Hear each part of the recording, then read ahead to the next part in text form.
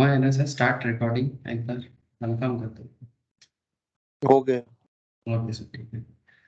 अच्छा, चलो sir, income tax class है और इनकम टैक्स पढ़ते हैं, ठीक है। तो जैसे कि आप सबको पता होगा, लास्ट वीक बस क्लास नहीं हो पाया था। इनकम टैक्स में हम लोग टोटल इनकम कैलकुलेशंस कर रहे थे और उसके साथ साथ बीच बीच में हम लोग डिडक्शंस को भी ले रहे थे।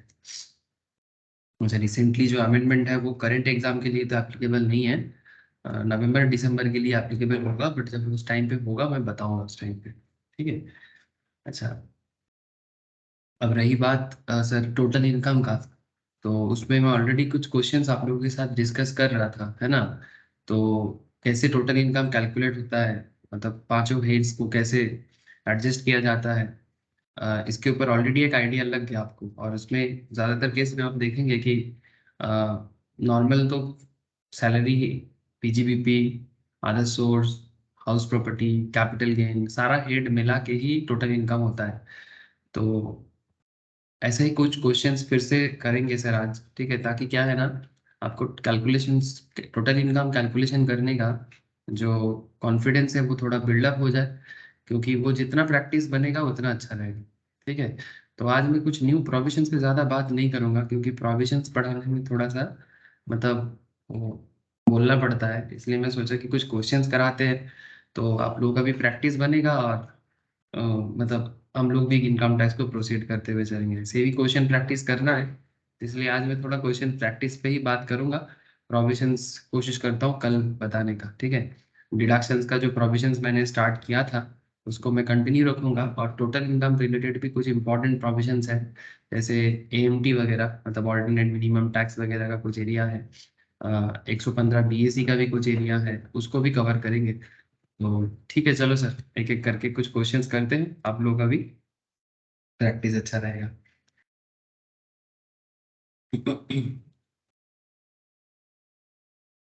जैसे कि आप सबको पता है ना सर, ये सब आप लोगों को पता है नहीं, मतलब ऑब्वियसली पता है। जैसे कि टोटल इनकम कैलकुलेट करने के लिए हमें, हम लोग ऑलरेडी इसका क्वेश्चंस भी किए हैं, रेसिडेंशियल स्टेटस कैलकुलेट करेंगे, फिर हम लोगों ने अदर अदर हेड्स को देखे और उसको क्लासीफाई किए, ठीक है। फिर इस तरह से धीरे धीरे हम लोगों ने क्लबिंग प्रोविजंस का भी यूज उस तरह से देखा नहीं क्वेश्चंस में। आज कोशिश करूंगा एक सेट ऑफ कैरी फॉरवर्ड आपको समझाने का, ठीक है। सेट ऑफ कैरी फॉरवर्ड, ऐसे set of carry forward chapter के अंदर भी बात होता है, बट क्योंकि हम लोग टोटल इनकम पे डील कर रहे हैं तो टोटल इनकम हर एक टॉपिक को डील कर लेता है सर। तो एक ऐसा क्वेश्चन करने का इच्छा है जिसपे सेट ऑफ कैरी फॉरवर्ड का भी एक आइडिया आप लोगों के साथ में डिस्कस करूँ, ठीक है। तो ठीक है, चलो देरी नहीं करते हैं और अ, बात को आगे बढ़ाते हैं। और ये डिडक्शंस जो मैंने स्टार्ट किया था, deductions from gross total income, जिसमें ये जो 80 सी से लेके जो 80 यू का जो पूरा लंबा जर्नी है, इसको भी आगे आगे कंटिन्यू करेंगे सर, ठीक है, क्योंकि बहुत वाइटल एक टैक्स प्लानिंग कॉन्सेप्ट है यहाँ पर, क्योंकि टैक्स प्लानिंग में ये बहुत काम आता है सर, ठीक है, बहुत काम आता है। तो इसका भी चर्चा करेंगे आगे आगे, बट फिलहाल टोटल इनकम पे ही थोड़ा सा फोकस करते हैं, मतलब टोटल इनकम और अलग अलग टैक्स लायबिलिटी के ऊपर फोकस करते हैं। अच्छा सर, आप लोग स्क्रीन में क्वेश्चन देख पा रहे हो? जरा बताना sir. Yes sir. Okay sir, चलो मेरे साथ साथ ये क्वेश्चन को थोड़ा रीड करो पहले, उसके बाद क्या करना है सोचना और फिर चालू हो जाना। ऐसे इस तरह का क्वेश्चंस हम लोग पहले भी किए हैं सर, ठीक है। तो मैं उम्मीद करता हूँ कि आप लोगों को ज़्यादा दिक्कत तो नहीं होगा, खुद से भी कर सकते हैं, बट अगर खुद को कॉन्फिडेंस नहीं मिलेगा तो मेरे साथ साथ कर सकते हैं। तो क्वेश्चन क्या है सर? क्वेश्चन मिस्टर वाई का है। अच्छा, मिस्टर वाई के बारे में क्या बोलता है क्वेश्चन में? सर मिस्टर वाई के बारे में ये बोल रहा है कि मिस्टर वाई कौन है सर? एक बिजनेसमैन है।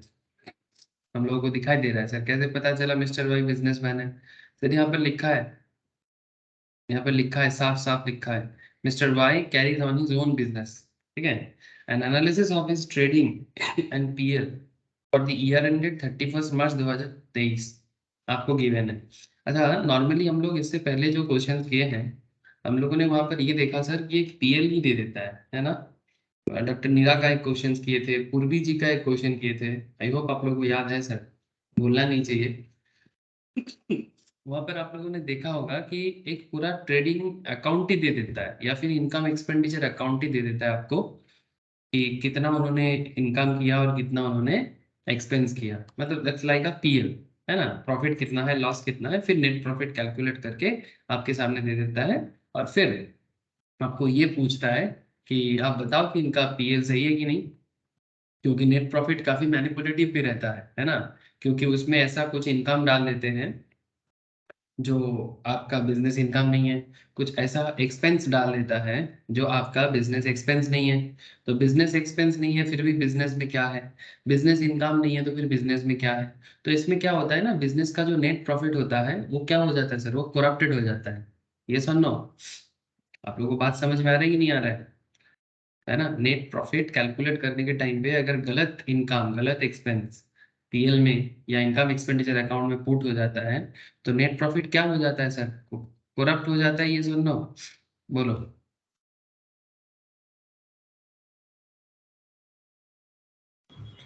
Yes sir.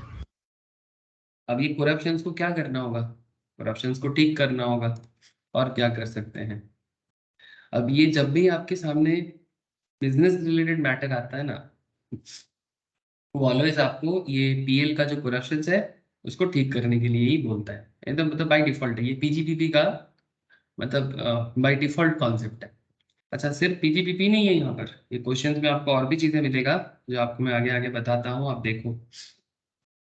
एक सेकंड, थोड़ा पेन ले लेगा।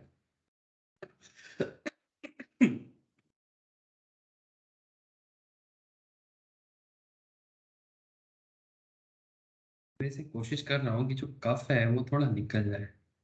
इतना सारा कुछ पिया, काढ़ा, हाँ बासक बोल के एक पत्ता होता है उसको, निकलने का नाम ही नहीं ले, सिरप तो ले ही रहा हूँ क्योंकि एक बार कफ निकल जाए ना, हाँ शांति मिलेगा, आप पढ़ा भी पाऊंगी। अच्छा, लेकिन वो बोल रहे कि हमको जब निकलना हम निकलेंगे, आपको क्या। अच्छा, नेट प्रॉफिट 11,20,000 आपके सामने है। अब आगे देखना है कि इसमें पीएल नहीं है सर, यही मेन कॉन्सेप्ट है इस क्वेश्चन में। आपको बस ना पीएल का इंपॉर्टेंट डेटा दे दिया, ठीक है। और देखो इसीलिए क्या लिखा है, एन एनालिसिस ऑफ इस trading and PL for the year ended 31 March 2023 revealed the following info. ये इंफॉर्मेशन आपको रिवील करता है। इसमें नेट प्रॉफिट 11,20,000 का है, following income were credited in the P L, information दे रहा है कुछ इनकम पीएल में क्रेडिट हो चुका है, जैसे कि income from unit trust of India. Sir it's क्या है यूनिट ट्रस्ट ऑफ इंडिया, क्या है sir, it's a it's a type of, मतलब इसको म्यूचुअल फंड नहीं बोल सकते, बट म्यूचुअल फंड में जैसे ट्रस्ट बना के पैसा डाला जाता है, फिर वो फंड को ग्रो करके इन्वेस्टमेंट करके उसका रिटर्न शेयर होल्डर को दिया जाता है, म्यूचुअल फंड होल्डर को। उसी तरह का ही है यूनिट ट्रस्ट ऑफ इंडिया का, सिमिलर काइंड ऑफ कॉन्सेप्ट। तो ये भी आपका क्या है, मेनली आदर्श सोर्स है ना। यूटीआई का इनकम आदर्श सोर्स इनकम है कि नहीं सर, बोलो। ये सब पढ़े हम लोग आदर्श सोर्स चैप्टर में, हाल फिलहाल में जो लोग आदर्श सोर्स कंप्लीट किए हैं उनको पता है। सर तीनों अदर सोर्स का, हाँ बोलो। तीनों अदर सोर्स का इनकम है। तीनों अदर सोर्स का इनकम है, थैंक यू सर। अच्छा, इसमें ग्रॉस बोला है, मतलब बेसिकली जो टैक्स रेट है, ठीक है, इसको छोड़ के, हाँ। अच्छा, इंटरेस्ट ऑन डिवेंचर्स 17,500, डिवेंचर का इंटरेस्ट है, वो भी पीएल में क्रेडिट हुआ है। डिवेंचर कंपनी ने किसी का डिवेंचर खरीदा था, ये जो मिस्टर वाई है ये किसी कंपनी का डिवेंचर बाय किया था। अब डिवेंचर बाय करने का क्या होता है कि आप किसी दूसरे कंपनी को एज ए लोन प्रोवाइड करते हो और बदले में कंपनी आपको इंटरेस्ट देता है, यही होता है डिवेंचर सर। ये सब हम लोग कंपनी लॉ क्लास में पढ़ते हैं ना sir, share capital debenture chapter में इसका डिस्कशन होता है।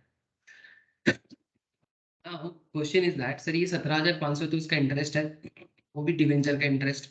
अब ये डिवेंचर का इंटरेस्ट जो अर्निंग इन्होंने किया है, ये अर्निंग क्या इसका बिजनेस का अर्निंग है, नहीं सर, ये भी आधा सोर्स का है। तो ये सब पहचानना पड़ेगा सर, ये सब आपको धीरे धीरे पहचानना पड़ेगा। जैसे ही सारा हेड एक बार कंप्लीट हो जाता है ना, आपको ऐसे ही पहचान हो जाना चाहिए। अच्छा, विनिंग फ्रॉम हॉर्स रेस, घोड़ दौड़ से, घोड़ा का जो रेस होता है ना, ठीक है, वो हॉर्स रेस, ये बेसिकली एकदम अलग ही एक एरिया है सर, जिसमें फ्लैट रेट में टैक्स लगाया जाता है 30%। हाँ, कोई सवाल नहीं, कोई एडजस्टमेंट नहीं, चुपचाप 30% लगा दो, ऐसा सिस्टम में चलता है। कोलकाता में भी है sir race course, Kolkata, Bangalore, Mumbai, ठीक है। रेस कोर्स में घोड़ा पे, जॉकी पे पैसा लगाया जाता है। अब उस पर उतना डिटेल्स पे अभी नहीं जाएंगे, बट आपको बस इतना आइडिया दे रहा हूँ कि हॉर्स रेस एक बहुत ही इंटरेस्टिंग पैसा का जगह है सर, ठीक है। ऑब्वियसली गैम्बलिंग है, नो डाउट, लेकिन फिर भी थोड़ा सा नॉलेज भी चाहिए होता है, क्योंकि जो लोग रेगुलर ग्राउंड में जाते हैं उनको पता होता है। अच्छा, तो विनिंग फ्रॉम हॉर्स रेस, इसमें 15,000 का अर्निंग है, लेकिन ये सब क्या हुआ है सर, सब पीएल में क्रेडिट हो चुका है। अर्निंग तो हुआ है, बट ये सारा का सारा पीएल में क्रेडिट हो चुका है। अब पीएल में क्रेडिट होने के कारण क्या है, इसका इफेक्ट नेट प्रॉफिट में आया होगा ना। तो ये जो नेट प्रॉफिट में इसका इफेक्ट आया है, इसको किसी भी तरह से आपको एडजस्ट करना पड़ेगा। मतलब जब तक ये करप्शंस को ठीक नहीं करेंगे, ये आंसर कंप्लीट नहीं होगा सर। अच्छा, और भी कुछ चीजें आपके सामने है सर, देखो। कहता है it was found that some stocks were omitted to be included in both the opening and closing stocks। मतलब ओपनिंग स्टॉक, बिजनेस का जो स्टॉक होता है ना सर, बिजनेस का ओपनिंग स्टॉक, क्लोजिंग स्टॉक के बारे में तो आप लोगों को अकाउंट्स में पता है कि जब भी कोई बिजनेस होता है उसका, जैसे अगर मैं ट्रेडिंग अकाउंट को ही बात कर लूँ, तो ट्रेडिंग अकाउंट जब ओपन करते हो आप लोग, है ना, बचपन से जानते हो, अब नया कुछ बात तो इसमें है नहीं। सबसे पहले क्या लिखते हो, मतलब पुराना बिजनेस है तो, अगर बिजनेस पुराना है तो ओपनिंग तो रहता है ना सर उसका, टू ओपनिंग स्टॉक बोल के आप बैलेंस स्टार्ट करते हो। फिर अगर न्यू ईयर का कुछ परचेस है तो फिर टू परचेस बोल के आप लिखते हो, और फिर इधर आप सेल्स लगाते हो, बाय सेल्स। फिर इधर आपका क्या हो जाता है, बाय क्लोजिंग स्टॉक, है ना। लेकिन अब यहाँ पर भी आपको ना बहुत इंटरेस्टिंग एक फैक्ट, कि बिजनेस के अंदर ओपनिंग स्टॉक और क्लोजिंग स्टॉक के बेसिस में, अगर ओपनिंग स्टॉक और क्लोजिंग स्टॉक का कुछ हेरा फेरी हो जाता है, जानबूझ के हो या फिर इंटेंशनली, मतलब जानबूझ के ही मतलब इंटेंशनली, या अनइंटेंशनली, कुछ भी हो सकता है, बिना समझ के या समझ के, लेकिन इसका इफेक्ट पीएल में पड़ता है।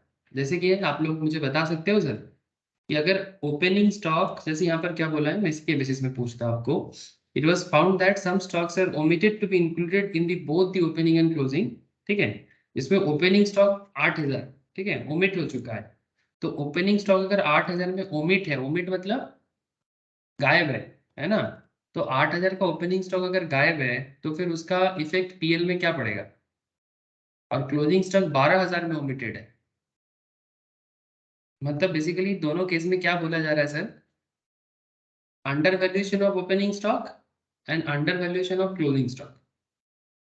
आप लोग बात समझ पा रहे हैं सर। ओमिट का मतलब क्या, कि अकाउंट्स मेंटेन करने के टाइम पे आपके बिजनेस का जो स्टॉक है ना, उसमें ओपनिंग स्टॉक 8,000 में कम है और क्लोजिंग स्टॉक 12,000 में कम। बात समझ पाए कि नहीं पाए, बोलो इतना। ओपनिंग स्टॉक 8,000 में कम और क्लोजिंग स्टॉक 12,000 में कम। तो अगर ओपनिंग स्टॉक 8,000 में कम हो जाएगा या क्लोजिंग स्टॉक 12,000 में कम हो जाएगा, तो उसका क्या इफेक्ट पड़ सकता है। हाँ सर, उसका पीएल में क्या इफेक्ट पड़ सकता है। मतलब बेसिकली इसका सिंपल, आगे आगे क्वेश्चंस कराएंगे, मतलब कंप्लीट करेंगे तो आपको बताएंगे, लेकिन आपको जब भी ऐसा चीज दिखे ना, आप संगे संग ना कुछ आइडिया अकाउंट्स का ही दिमाग में रखिएगा। जैसे अगर आप यहीं से थोड़ा सा देखो, कि अगर मानो ओपनिंग स्टॉक जितना होना चाहिए अगर उससे कम, जैसे फॉर एग्जांपल आपका ओपनिंग स्टॉक होना चाहिए था 1 लाख, सिंपल हाँ। सेल्स मानो आपका है 2 लाख। अब सेल्स 2 लाख है, ओपनिंग 1 लाख है, तो प्रॉफिट कितना हुआ, बोलो ना सर। सेल्स 2 लाख है, ओपनिंग 1 लाख है, तो प्रॉफिट कितना होगा, 1 लाख। 1 लाख का। अब मैं थोड़ा सा इसको चेंज करता हूँ, इसको मैं 8,000 में कम कर देता हूँ। हाँ, 1 लाख से आप 8,000 हटाओ, तो 1 लाख से 8,000 चला जाएगा तो कितना हो जाएगा ये, 92,000, 92,000। अब आप हिसाब लगाओ, 2 लाख से 92,000 को माइनस करो। अब देखो तो आपका प्रॉफिट कितना हो रहा है।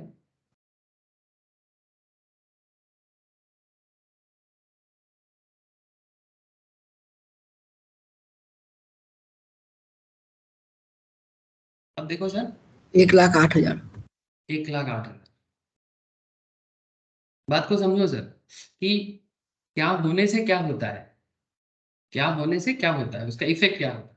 अगर ओपनिंग स्टॉक कम हो जाएगा, ओमिट हो जाए या कुछ भी रीजन हो जाए, तो अगर 2 लाख से अगर 1 लाख माइनस कर रहे थे, आपका 1 लाख का प्रॉफिट आ रहा था, अब अभी 8,000 में कम कर दो तो 92,000 हो रहा है, तो उसमें आपका प्रॉफिट 1,08,000 में, मतलब प्रॉफिट आपका इन्फ्लेट हो रहा है, प्रॉफिट बढ़ जा रहा है।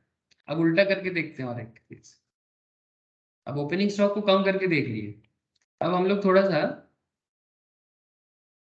क्लोजिंग स्टॉक को भी कम करके देखते हैं। बाय क्लोजिंग, से फॉर एग्जाम्पल आप इसमें लिखो 1 लाख, एग्जाम्पल नहीं ले रहा हूँ सर और कुछ नहीं, ओरिजिनल पी मतलब अकाउंट चेक करने से पता चलता है कि कितना था नहीं था, फिलहाल जस्ट एग्जाम्पल ले रहा हूँ। अच्छा, बाई सेल्स कितना ले सर, 2 लाख ही ले लेते हैं। अच्छा, टू परचेस ले लेते हैं, टू परचेस 1.5 लाख ले लेते हैं। अच्छा, इधर 2 लाख हो गया, इधर 1 लाख, 3 लाख हो गया, इधर 1.5 लाख, तो प्रॉफिट कितना हो जाएगा, 1.5 लाख। अब क्लोजिंग स्टॉक को भी क्या करना है, अंडर वैल्यू करना है, अंडर स्टेटमेंट करना है, क्योंकि हमारे इस क्वेश्चन में वही हुआ है, क्लोजिंग स्टॉक 12,000 में ओमिटेड है। देखो, it was found that some stocks are omitted to be included in both the opening and closings of the value which were 8,000 opening stock, 12,000 closing stock. तो अब एक काम करते हैं, इसको 12,000 से घटाओ, इसको 12,000 से घटा के देखो, तो क्लोजिंग स्टॉक अगर 12,000 से घट जाता है तो क्लोजिंग स्टॉक का वैल्यू कितना हो जाएगा, 88,000। अब हिसाब लगा, अब 2,88,000 के साथ आप 1.5 लाख को माइनस करो। अब बताओ मुझे ये क्यों, क्या हो जाएगा प्रॉफिट, 2,88,000 हो जाएगा फिर ये, और 2,88,000 से 1.5 लाख हटा देंगे तो कितना बनेगा सर,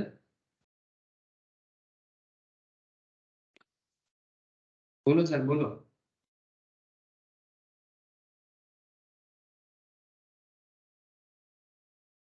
1,38,000। इससे पहले मेरा प्रॉफिट 1.5 लाख का हो रहा था, बट क्योंकि क्लोजिंग स्टॉक मेरा ओमिट हो चुका है तो मेरा प्रॉफिट घट गया। तो फिर इससे क्या समरी क्या निकला, इससे क्या कंक्लूजन निकला सर, कि ओपनिंग स्टॉक कम हो जाने से प्रॉफिट इंक्रीज हो जाता है, और अगर क्लोजिंग स्टॉक कम हो जाता है तो प्रॉफिट डिक्रीज हो जाता है। हेलो, क्या आप लोगों को बात समझ में आया सर, यस सर। सबको समझ में आया, विश्वजीत का आवाज आ रहा है, बाकी लोग भी थोड़ा जवाब देके बताइएगा सर हाँ या ना। यस। ठीक है, तो क्लोजिंग स्टॉक ओपनिंग स्टॉक, अब उल्टा भी होता है कभी कभी क्वेश्चंस के अंदर, आपको इसका और एक दूसरा चीज देखने को मिलता है, जैसे यहाँ पर अंडर स्टेटमेंट है, मतलब ये ओमिट हुआ है ना, तो कई बार आपको उसको ओवर स्टेटमेंट भी देखने को मिलेगा कि ओपनिंग स्टॉक ओवर स्टेटेड है, क्लोजिंग स्टॉक ओवर स्टेटेड है, मतलब जितना होना चाहिए उससे ज्यादा है। उसका भी असर देख लीजिए अकाउंट्स करके, उसका भी असर देख लीजिए अकाउंट्स करके। ठीक है, अच्छा सर, ज्यादा हो जाएगा कम हो जाएगा, लेकिन उसका पीएल में ट्रीटमेंट को कैसे चेक करना है वो आगे दिखाता हूँ सर। ठीक है, अब सिंपल बात है, अगर अगर जानबूझ के आप देख रहे हो कि प्रॉफिट घट जा रहा है तो प्रॉफिट को बढ़ाना है, और देखोगे कि प्रॉफिट ज्यादा ज्यादा हो जा रहा है तो उसको कम करना है। सिंपल, जो होना चाहिए वो ठीक करना है, जो होना चाहिए वो ठीक करना है। अच्छा, और भी कुछ इंफॉर्मेशन है क्वेश्चन के अंदर, चलो देखते हैं। पहले तो क्वेश्चंस को पढ़ना सीखे सर। प्रॉब्लम यही है कि हम लोग क्वेश्चंस पढ़ना नहीं सीखते और जवाब देने के लिए पागल हो जाते हैं। Rupees 1 lakh was debited in the PL and being contribution to university approved and notified under section 35 on clause 2। Sir ये पीजीपीपी का सेक्शन है, ठीक है, इसमें ये बेसिकली यूनिवर्सिटी में ग्रांट दिया है, ठीक है, प्रॉफिट एंड लॉस अकाउंट से उसको डेबिट किया है, कंट्रीब्यूशन किया है यूनिवर्सिटी अप्रूव्ड फंड में, जो सेक्शन 35 का एरिया है, जो पीजीपीपी के अंदर आप लोगों को बहुत डिटेल्स में पढ़ाया जाता है सर। ठीक है, सो ऑलरेडी जो लोग पीजीपीपी कर चुके हो दे मस्ट नो कि सेक्शन 35 को कैसे डील किया जाता है। जिनका पीजीपीपी नहीं हुआ है वो जब बाद में पीजीपीपी करेगा तो उसमें और डिटेल्स में देखेगा, लेकिन इसके एडजस्टमेंट क्या होना है वो आगे दिखाता हूँ सर। अच्छा, सैलरी में क्या बोला है देखो, salary include 20,000 paid to his brother. जो सैलरी का हिसाब है, सैलरी के हिसाब में मतलब कंपनी ही चलाता है ना, तो सैलरी तो देगा लोगों को, है ना। कंपनी चलाता है तो सैलरी देगा, तो salary include 20,000 paid to his brother which is unreasonable to the extent of 2,500। 2,500 में मतलब जो 20,000 का सैलरी है उसमें से 2,500 अनरीजनेबल, मतलब जो होना नहीं चाहिए बट फिर भी इन्फ्लेट करके दिखाया गया है। इन्फ्लेट करके दिखाने में क्या फायदा होता है बोलो तो, अगर आप किसी को 20,000 की जगह मतलब 18,000 17,500 की जगह 20,000 सैलरी दे रहे हो तो 2,500 में आपका खर्चा बढ़ेगा, और खर्चा बढ़ेगा तो प्रॉफिट कम होगा, प्रॉफिट कम होगा तो टैक्स लायबिलिटी कम होने का चांसेस हो जाए। तो ये सब चक्कर होता है सर। अब छोटा छोटा डिफरेंस करके ना बहुत बड़ा डिफरेंस बन जाता है, छोटा छोटा डिफरेंस बहुत बड़ा डिफरेंस कर देता है। अच्छा, और कुछ हुआ है देखो, एडवर्टाइजमेंट एक्सपेंस ध्यान से देखना।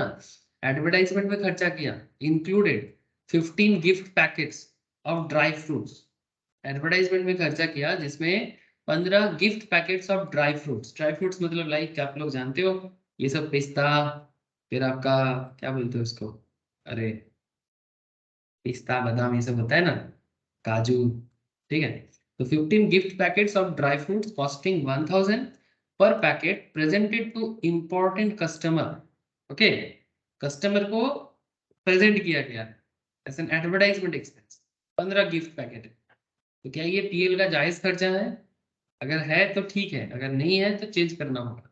अब आपको समझना होगा कि क्या सच में जायज खर्चा है, क्या एडवर्टाइजमेंट खर्चा जो कस्टमर को ड्राई फ्रूट दे रहा है 1,000 करके पर पैकेट का, ये खर्चा बिजनेस का खर्चा बनता है सर? क्या लगता है आप लोगों को, क्या बिजनेस ऐसा खर्चा कर सकता है? अगर कर सकता है तो प्रॉब्लम नहीं है, तो उसको हम कुछ नहीं करेंगे, लेकिन अगर नहीं कर सकते तो फिर उसके कारण अगर पीएल को कुछ भी इफेक्ट हुआ है तो उसको ठीक करना। आगे बताते हैं सर और भी। टोटल एक्सपेंस ऑन कार, एक कार है, कंपनी एक कार चलाता है, बिजनेस एक कार यूज करता है। Expense on car was 78,000। The car was used for both business and personal purpose. Car जो है सर वो बिजनेस में भी चलता है और पर्सनल में भी चलता है, बट यहाँ पर बोला है 3/4 इज फॉर बिजनेस पर्पस। तो अगर 3/4 इज फॉर बिजनेस पर्पस तो बिजनेस का खर्चा में 3/4 ही आएगा, टोटल खर्चा का पूरा नहीं आएगा। तो अगर पर्सनल नेचर का कोई खर्चा है तो उसे हटाना पड़ेगा, क्योंकि अगर आप अपने फैमिली के साथ या अपने पर्सनल कारण में कार को यूज करते हो और उसका खर्चा बिजनेस में शो करते हो तो ये बिजनेस को कभी अलाउड नहीं होगा, ठीक है, क्योंकि ये पीएल को इन्फ्लेट मतलब पीएल को मैनिपुलेट करने का तरीका हो जाएगा। मिसलेनियस खर्चा है जिसमें 30,000 paid to A and company. A and company क्या है sir? Uh goods transport operator. A and company क्या है सर? ए एंड कंपनी एक गुड्स ट्रांसपोर्ट ऑपरेटर है, मतलब बेसिकली ट्रांसपोर्टर, एक ट्रांसपोर्टिंग एजेंसी है। अब ये करता क्या है? अब ये जो ए एंड कंपनी जो गुड्स ट्रांसपोर्ट ऑपरेटर है, इनको कैश पेमेंट किया है आपने। अब आप लोगों को इसके बारे में भी मैंने बताया था, हाँ, कि अगर ट्रांसपोर्टर को पेमेंट किया जा रहा है सिंगल डे में, ठीक है, कितना पेमेंट कर सकते हो? खर्चा है 30,000 paid to A and company uh goods transport operator in cash. Normal cash case में कैश 10,000 से ज्यादा देने से ही चिंता होता है, पर ट्रांसपोर्टर के केस में एक्सटेंशन अवेलेबल होता है for distribution of companies product to the warehouse. Depreciation का कुछ इंफॉर्मेशन दिया आपको। Depreciation debited in the books was 55,000। मतलब अकाउंट में आपने जो डिप्रिसिएशन शो किया एज पर अकाउंटिंग ट्रीटमेंट वो है 55,000 का। डिप्रिसिएशन क्या होता है? कंपनी का जो बिजनेस चलता है उसमें जो प्लांट मशीनरीज वगैरह है, उसका प्लांट मशीनरी कंप्यूटर बहुत सारा चीज रहता है ना, तो depreciation debited in the books. Books मतलब books of accounts. Books of accounts में डिप्रिसिएशन है 55 का, मतलब आपने एज पर अकाउंट्स दिखाया। लेकिन इनकम टैक्स कहता है, इनकम टैक्स के साथ अकाउंट्स का ना बड़ा झगड़ा है। सर कैसा झगड़ा? सर पता नहीं इनका झगड़ा कब से है, क्यों है, लेकिन अकाउंट्स कुछ बोलता है तो इनकम टैक्स उसका उल्टा ही बोलता है। मतलब तुम बोलोगे कि मैं पूरब में जाऊंगा तो इनकम टैक्स बोलेगा नहीं हमको पश्चिम समझ आता है। तो वटेवर, अब इनका तो अपना है, लेकिन हमें उसी के हिसाब से चलना पड़ेगा। तो अगर आप एज पर अकाउंट्स 55,000 का डिप्रिसिएशन मान रहे हो, कोई दिक्कत नहीं है, पर इनकम, क्योंकि हम लोग इनकम टैक्स में हैं, तब इनकम टैक्स में इनकम टैक्स का ही सुनना पड़ेगा। तो इनकम टैक्स कहता है कि नहीं, हम 50,000 का डिप्रिसिएशन मानते हैं। ठीक है, तो सर ये जो 5,000 का गैप है इसको डायरेक्टली 5,000 पे चेंज करें। सर ऐसा 5,000 का चेंज करने का जरूरत नहीं है। पहले जिसके जो 50,000 गलत लग रहा है, 50,000 को पहले आप ऐड बैक कर दो और फिर बाद में 50,000 को लेस कर दो। ठीक है, ये पहले भी मैं क्वेश्चंस करा के दिखाया था आप लोगों को, आज भी क्वेश्चंस में आपको देखने को मिल जाएगा। मतलब ऐसा ट्रीटमेंट हम लोग पहले की क्वेश्चंस में भी किए हैं। अच्छा, और भी कुछ इंफॉर्मेशन है, जैसे आपको यहाँ पर बता रहे थे ड्रॉइंग्स है 10,000 का। क्या है सर? ड्रॉइंग्स। 10,000 का ड्रॉइंग्स है, पर्सनल नेचर का खर्चा आपने उठाया, इसका क्या करेगा? इन्वेस्टमेंट इन एनएसी, एनएसी मतलब नेशनल सेविंग सर्टिफिकेट, इसमें आपने 15,000 का इन्वेस्टमेंट किया। ठीक है, 80C के तहत आता है सर। हाँ, ये मैंने लास्ट दिन भी आप लोगों को बता रहा था 80C पढ़ाने के टाइम पे। अब आगे सवाल करता है, कंप्यूट करके बताओ total income of mister Y for the assessment year 23-24, assuming that he has not opted to pay tax under section 115 BSE, that is new regime। ठीक है, मतलब ये न्यू regime है, इसी में रिसेंटली सीतारामन जी ने चेंजेस लाया है सर।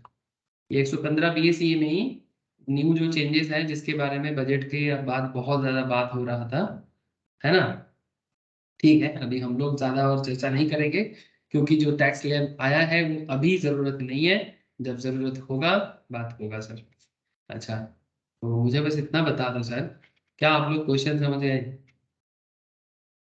क्वेश्चन समझ गए सर? अगर क्वेश्चन समझ में आ जाएगा ना, तभी आप लोग आगे का जर्नी तय कर पाएंगे, लेकिन अगर क्वेश्चन समझ नहीं आएगा तो दिक्कत बढ़ेगा। ऐसे तो क्वेश्चन 3-4 लाइन में खत्म हो सकता है, बट इसका सबसे बड़ा जो तकलीफ है वो है आपको अलग अलग करके सारा जो भी हेड्स ऑफ इनकम है ना, उसको पहले आइडेंटिफाई करना है और वहां से उसको हटा के वर्किंग बना के करना चाहिए। ठीक है, चलो ठीक है।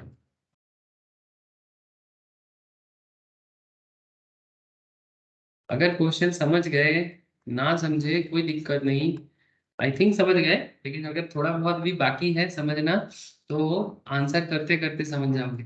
ठीक है, आंसर करते करते समझ जाओगे।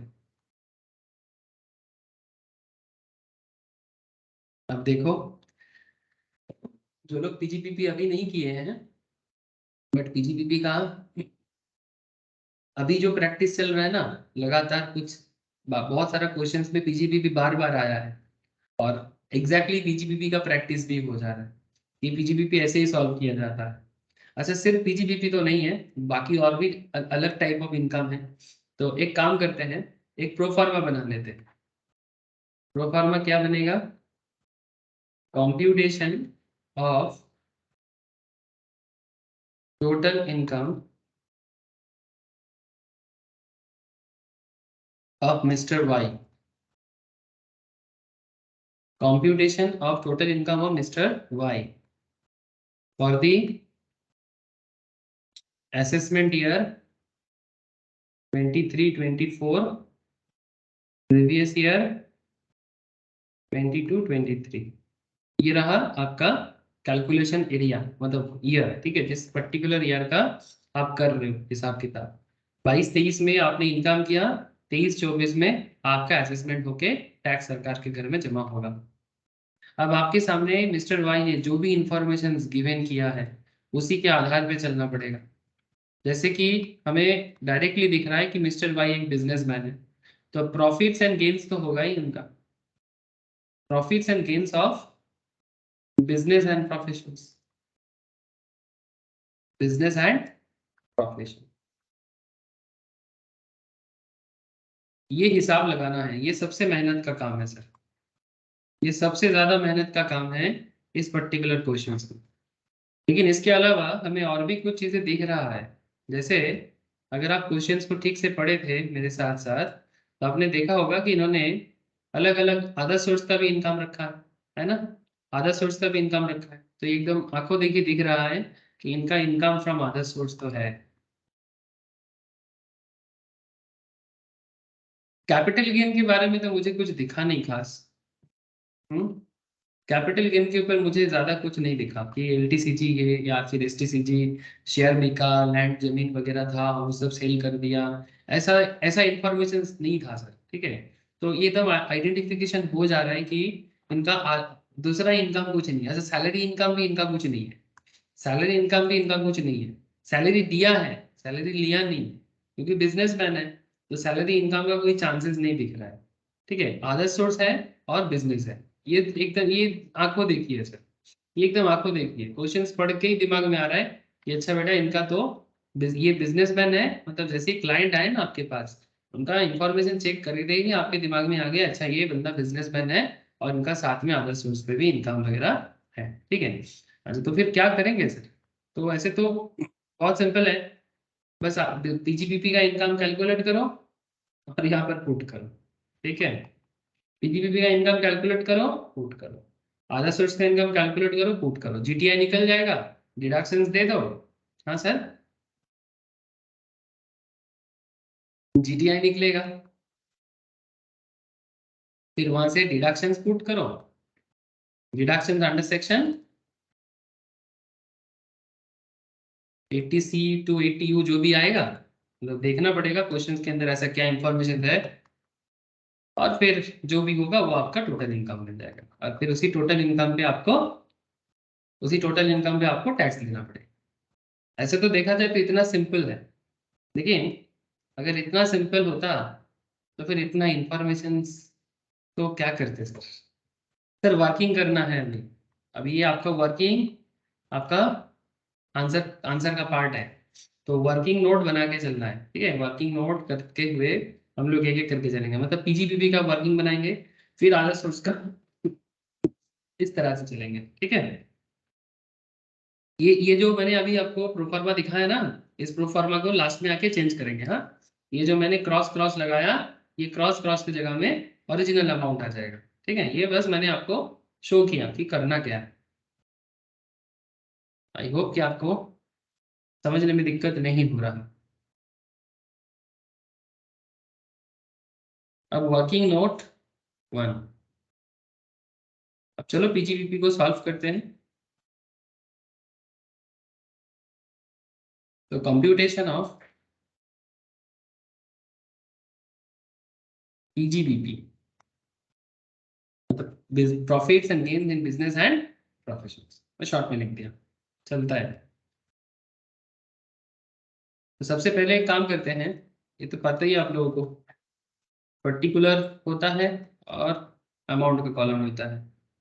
नॉर्मली लोग 3 अमाउंट का भी कॉलम कर सकता है, बट मैं 2 पसंद करता हूँ, और एक अगर कोई भी और एडजस्टमेंट हो तो अंदर में दे देंगे, पर्टिकुलर के अंदर ही। तो सबसे पहले क्या करना है, अगर आपको पीजीपीपी सॉल्व करना है तो क्वेश्चन याद करो जरा। आपको पीएल प्रॉफिट दे दिया है सर, और प्रॉफिट के अंदर ना कुछ करप्शंस दिख रहा था, जैसे कि अदर सोर्स इनकम वगैरह आपके पीएल के अंदर ऐड हो चुका है। ठीक है, कुछ ऐसा खर्चा है जो नहीं शो करना चाहिए था, आपने दिखा दिया है, तो ये सब थोड़ा एडजस्ट करना है। तो net profit as per PL accounts का जो प्रॉफिट एंड लॉस अकाउंट है, वहां से आपको जो प्रॉफिट दिख रहा है वो है आपका 11,20,000, जो आपको गिवन है, जो आपको गिवन है। लेकिन इस पीएल में कुछ कुछ गड़बड़ है, कुछ गड़बड़ है, जिस गड़बड़ को ठीक करना है। मतलब या तो पीएल जरूरत से ज्यादा बढ़ा हुआ है, या तो पीएल जरूरत से ज्यादा ज्यादा घटा हुआ है। ठीक है, दोनों ही अच्छा नहीं है सर, दोनों ही अच्छा नहीं है। हम जरूरत से ज्यादा प्रॉफिट दिखा भी नहीं सकते, और जरूरत से कम प्रॉफिट भी नहीं दिखा सकते, जो है वही दिखाना चाहिए। ठीक है सर, क्या होता है, प्रॉफिट ज्यादा शो करके कंपनी अपना मार्केट गुडविल बढ़ा सकता है, शेयर होल्डर को लुभा सकता है, समझ रहे हो? प्रॉफिट ज्यादा शो करके शेयर होल्डर को लुभा सकता है। लुभाना मतलब कि देखो मैंने 3 साल से प्रॉफिट, कितना सारा कंपनी है हमारे देश में करेंटली जो अभी भी प्रॉफिटेबल नहीं है, जैसे कि बड़ा बड़ा कंपनी पेटीएम, सुन रहा था कि रिसेंटली प्रॉफिटेबल हुआ है, सुन रहा था, डिटेल्स चेक नहीं किया अभी तक। हाँ, फिर आपका जोमेटो अभी भी प्रॉफिटेबल नहीं है, तरस रहा है कि कब उनके बुक्स ऑफ अकाउंट्स में प्रॉफिट चकचक करेगा, चकचक से मतलब चमकेगा, ठीक है। तो प्रॉफिट का चमक के लिए इंतजार कर रहे हैं, मतलब वो प्रॉफिट नहीं है ना, इसलिए वैल्यूएशन कितना भी हो शेयर होल्डर को ना अच्छा नहीं लग रहा है। मतलब जो न्यू इन्वेस्टर है, जो एग्जिस्टिंग इन्वेस्टर्स है, ठीक है, शेयर का दाम बढ़ नहीं रहा है। तो आप समझ नहीं सकते कि प्रॉफिट पॉजिटिव शो करना या ज्यादा शो करना बिजनेस का कितना बड़ा इच्छा होता है, ठीक है। कि देखो मैं इतना जल्दी प्रॉफिटेबल बन गया, कितना सारा कंपनी तो करप्शन में मतलब अपना हाथ धो बैठा सर। एक बड़ा कंपनी था, आप लोग नाम सुने हो शायद, सत्यम कंप्यूटर्स बोल के, जिसको बाद में महिंद्रा मतलब टेक महिंद्रा ने खरीद लिया। बहुत बड़ा केस है, सत्यम स्कैंडल बोल के। उसने ऐसा ही किया था कि अपना प्रॉफिट को कुक कर दिया था। प्रॉफिट कुक मतलब सर प्रॉफिट को बढ़ा के दिखाया। कैसे बढ़ा देता है भाई, जैसे बढ़ा हुआ है, जो आपका बिजनेस का इनकम नहीं है उसको अगर आप अपना बिजनेस का इनकम दिखा दो तो क्या होता है, ठीक है सर। चलो, अच्छा हम लोग अभी पहले ऐड वाला चीज कर लेते हैं। मतलब ऐड में क्या होगा, expense debited to PL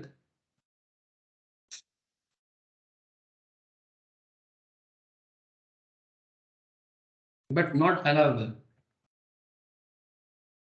but not allowed as deduction.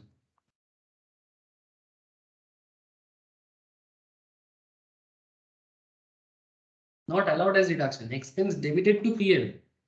Expense PL में डेबिट हो चुका है बट डिडक्शंस के तौर पे अलाउड नहीं है। जैसे कि बहुत सारा है, सैलरी पेड टू ब्रदर। हाँ सर, हम लोग पढ़ने के टाइम पे क्वेश्चंस को ये पॉइंट को कवर किए थे।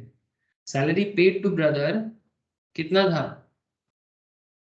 याद करो जरा। भाई को कितना सैलरी दिया था जो अनरीजनेबल था, टोटल सैलरी था 20,000 का, इसमें ब्रदर को दे दिया था अनरीजनेबल अमाउंट एक्सटेंट ऑफ 22,500। अभी जो आपने अनरीजनेबल सैलरी दे दिया जो मार्केट के हिसाब से नहीं था, अब कोई बोलेगा नहीं उसका भाई है वो दे सकता है, यार ऐसे थोड़ी होता है।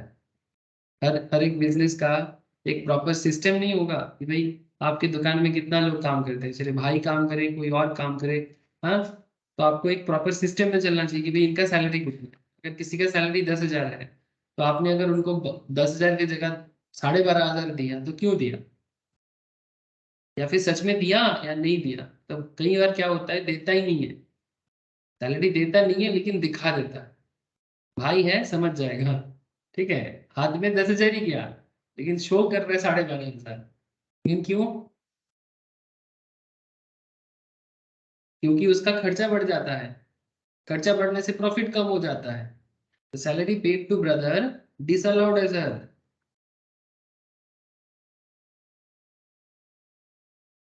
डिसअलाउड टू द एक्सटेंट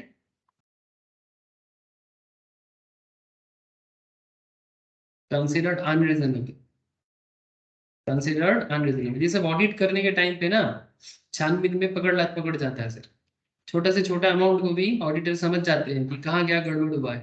लेकिन नॉलेज होना चाहिए, ऑडिटर बनना इतना आसान नहीं है। मतलब अकाउंट्स तो जानना है, साथ में आपको बेसिक सेंस भी बिल्ड करना।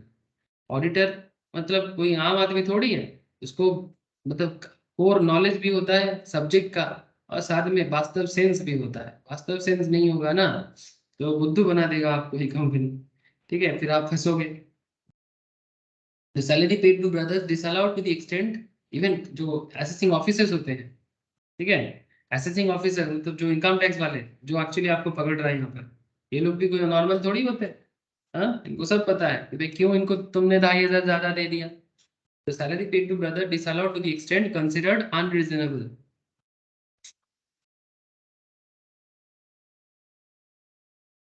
ये सेक्शन क्या है सर, 40A सबसेक्शन 2 पढ़ा है सर। पीजीपीपी में इसके बारे में चर्चा हुआ है? अच्छा, तो फिर क्या करें सर इसको? 2500 में क्या करें? ये जो 2500 है इसको क्या करें? ये बेसिकली आपके इस प्रॉफिट के साथ क्या हो जाएगा? बोलो सर, आप लोग समझ पा रहे कि नहीं समझ पा रहे? चुप ना रहो, कुछ इसमें हो तो जाएगा, करो। हाँ बोलो, क्या हो जाएगा? ऐड हो जाएगा। एड बैक हो जाएगा। Thank you sir, add back हो जाएगा। 11,20,000 का पीएल था आपका, ठीक है। अब 11,20,000 में आपका 2,500 का जो अनरिजनेबल सैलरी है, जिसके कारण आपका पीएल कम हो गया था, तो पीजीबी भी कहते हैं, इनकम टैक्स भी कहते हैं कि ये 2,500 जो अनरिजनेबल है, इसको ऐड बैक करो। ऐड बैक करने से ये इसके अमाउंट इतने अमाउंट में ज्यादा होगा, क्योंकि जो आपने जरूरत से ज्यादा कम करेंगे तो जरूरत से ज्यादा उसको, मतलब जो ठीक है उसको ठीक करना है। अच्छा, मोटर कार का क्या करें? क्वेश्चन पढ़े थे, याद है ना sir? Motor car expense attributable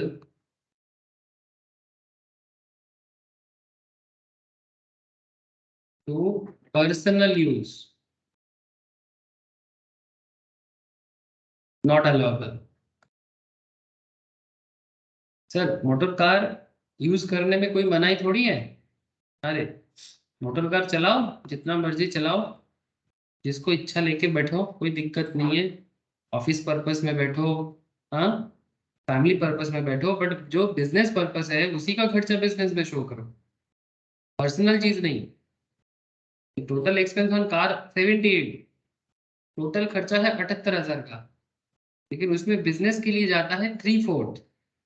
तो फिर इसमें पर्सनल नेचर का एक्सपेंस भी घुसा दिया आपने, तो उसको क्या हो जाएगा? नॉट अलाउड हो जाएगा ना। नॉट अलाउड मतलब वो पीएल में आप डेबिट नहीं कर सकते, वो आप पीएल में डेबिट नहीं कर सकते। मतलब 78,000 इंटू 1/4, इस ये जो वैल्यू हो रहा है 78,000 इंटू 1/4, ये वैल्यू आप पीएल में डेबिट नहीं कर सकते। तो क्या हो जाएगा? एड बैक कर दो, कितना हो रहा है sir? 78 into 1/4, 19,500। 19,500। Thank you sir, ठीक है। अच्छा, और कुछ है? अच्छा, एक है डिप्रिसिएशन का, उसे भी एक बार दिखा दो यहाँ पर। तब हमने यहाँ पर डिप्रिसिएशन जो शो किए थे, बट साथ में डिप्रिसिएशन के बारे में क्या है ना, डिप्रिसिएशन हमने दिखाया 55, बट इनकम टैक्स कहता है 50। तो हम बढ़े कि इनकम टैक्स बढ़ा? तो ऑब्वियसली जब बात इनकम टैक्स का हो, तो अकाउंट्स यहाँ पर बोलेगा नहीं नहीं, हम अकाउंट्स के हिसाब से नहीं, इनकम टैक्स के हिसाब से ही करेंगे। तो फिर हमें यहाँ पर क्या करना होगा? पहले हमें depreciation debited in the books बोल के,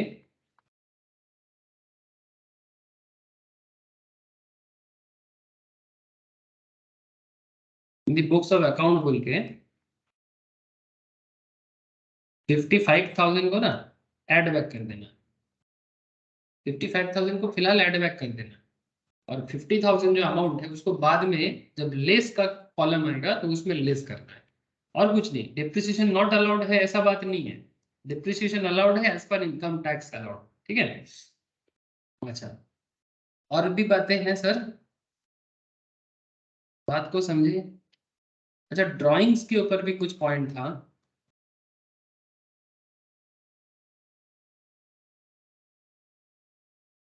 ड्राइंग्स, अच्छा ड्राइंग्स का जो खर्चा है 10,000 का, क्या ये हम लोग पीएल में डेबिट कर सकते हैं? ना हाँ सर। Sir, no sir. ड्राइंग्स तो पर्सनल नेचर का है ना सर। मैंने यस। मैंने बिजनेस के कैश से पैसा उठा के घूमने चले गए, दोस्तों के साथ पार्टी कर रहे, बर्थडे मनाने, और दिखा दिए कि ये बिजनेस का खर्चा है। सही किया क्या? बिल्कुल नहीं। हाँ, बिजनेस का खर्चा ही नहीं है तो फिर बिजनेस में 10,000 का ड्राइंग्स का खर्चा क्यों दिखाए? तो ड्राइंग्स क्या हो गया? Not allowable.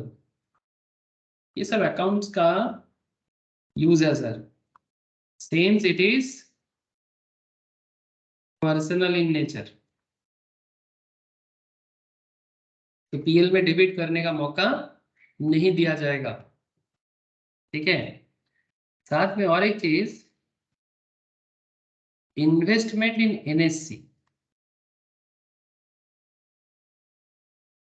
Investment in NSC, sorry NSC नहीं, एनएससी मतलब नेशनल सेविंग सर्टिफिकेट, क्या इसका भी जो 15,000 का अमाउंट है इसे भी हम बिजनेस में माइनस कर दे, मतलब पीएल को डेबिट दिखाए?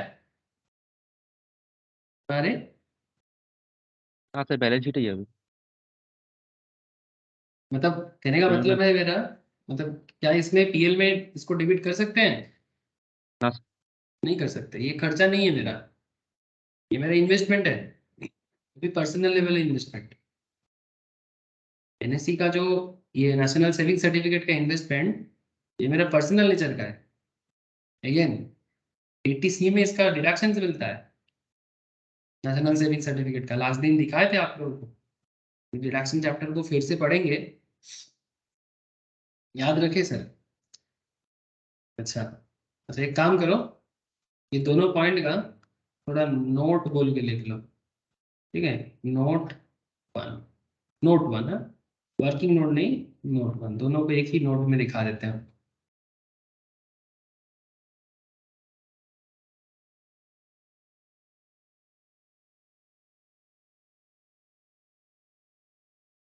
लिख लो जरा।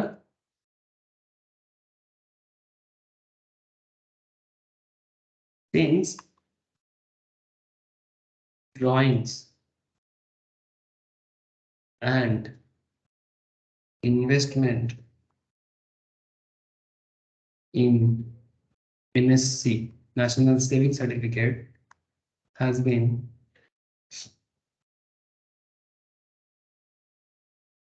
given effect in the PL account, the same have to be added back, have to be added back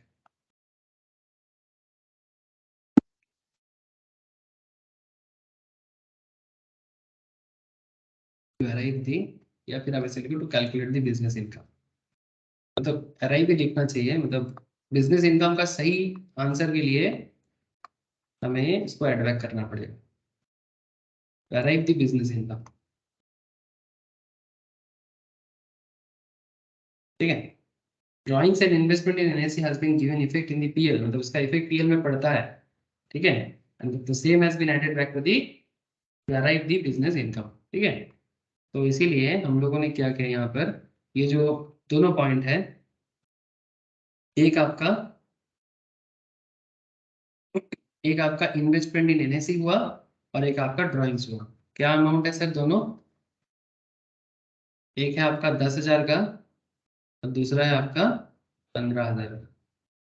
check कर लो, 10,000 का ड्राइंग्स है, 15,000 का नेशनल सेविंग सर्टिफिकेट है, ये दोनों ऐड बैक होना चाहिए, ये दोनों ऐड बैक होना चाहिए पीएल के साथ। ठीक है, तो इतना सारा पॉइंट कवर कर लिए, लेकिन अभी भी पॉइंट बाकी है। तो क्या हुआ, जितना सारा अमाउंट आपका ऐड बैक के लिए हुआ, सारे के सारे को टोटल करो ना जरा, मतलब ये 2,500, 19,500, 55,000, ठीक है, 10,000, 15,000, ये सबको टोटल करके आउटर में बताओ ना मुझे कितना हो रहा है।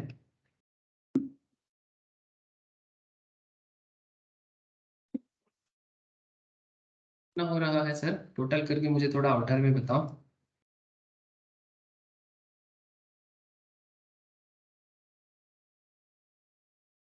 কত রে? 1,02,000 হচ্ছে কি? Yes. तो 1,02,000, तो बेसिकली एडजस्टमेंट क्या है, 11,20,000 से 11,20,000 से 1,02,000 को माइनस करना है। ठीक है, सॉरी प्लस करना है, माइनस नहीं एड बैक हुआ, प्लस करना है, मतलब प्रॉफिट बढ़ा के, मतलब जो होना चाहिए था उसको वापस एड बैक कर दिया गया। तो 11,20,000 प्लस 1,02,000 तो कितना हो जाता है सर? 12,22,000। हुआ। लेकिन ये तो हुआ एड बैक की कहानी, अभी भी कुछ कहानी बाकी है। कहानी में अभी भी ट्विस्ट है, ट्विस्ट अभी भी सॉल्व नहीं हुआ। अच्छा, हमारे क्वेश्चन में जो इम्पोर्टेंट कॉन्सेप्ट था, दैट इज ये जो स्टॉक का concept, it was found that some stocks were omitted to the included मतलब opening stock counter valuations and closing stock counter valuations। तो ओपनिंग और क्लोजिंग दोनों अंडर वैल्यूड है, एक 8,000 में है और एक 12,000 में। सर इन दोनों का क्या करें, इन दोनों का क्या करें पीएल के साथ? ওপেনিং লেস করতে হবে আর ক্লোজিংটা অ্যাড করতে হবে। ओपनिंग को लेस कर देंगे, क्लोजिंग को ऐड कर देंगे। क्यों? क्योंकि क्लोजिंग कम होने के कारण प्रॉफिट कम हो गया था, है ना? तो फिर क्लोजिंग को बढ़ा दो, मतलब जो जितने अमाउंट में कम हुआ था उतने अमाउंट में ऐड बैक कर दो। Very good sir. इसको ऐसे लिखो, अंडर स्टेटमेंट। ऐसे बहुत लोग सर इसको डायरेक्टली याद करते हैं इस तरह से कि अगर क्लोजिंग स्टॉक कम है तो ऐड कर दो, अगर क्लोजिंग स्टॉक ज्यादा है तो लेस कर दो। ओपनिंग स्टॉक कम है तो लेस करो, ज्यादा है तो ऐड करो। सर ये ना याद करने का तरीका है, बट इसे याद करें पर समझ के। बहुत लोग मैं देखा हूँ, ठीक है, जैसे ही उनको क्लोजिंग और ओपनिंग आ जाता है ना, फिर वो चालू हो जाता है, वही जैसे वो बचपन में फाइनल अकाउंट्स में भी करता था ना, वैसे उसी तरह से चालू हो जाता है।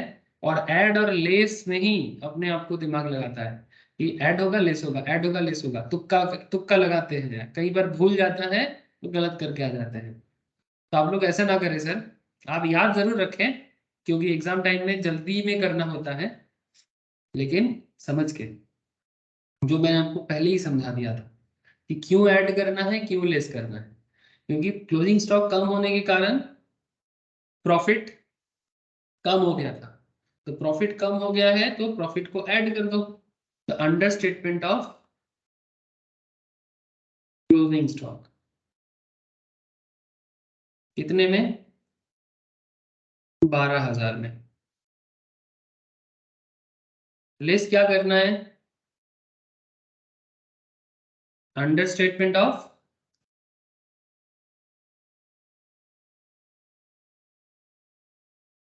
Opening stock. ओपनिंग स्टॉक कम होने के कारण प्रॉफिट बढ़ जाता है, तो प्रॉफिट को कम कर दो 8,000 में।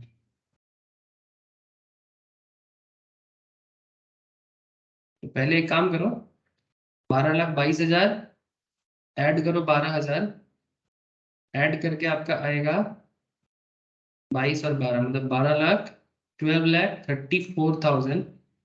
ठीक है, फिर लेस करो क्लोजिंग स्टॉक 8,000, फिर आपका आ रहा है। अच्छा अभी लेस का और भी चीजें हैं, सारा लेस अमाउंट को देख लेते हैं एक बार, उसके बाद लेस करेंगे।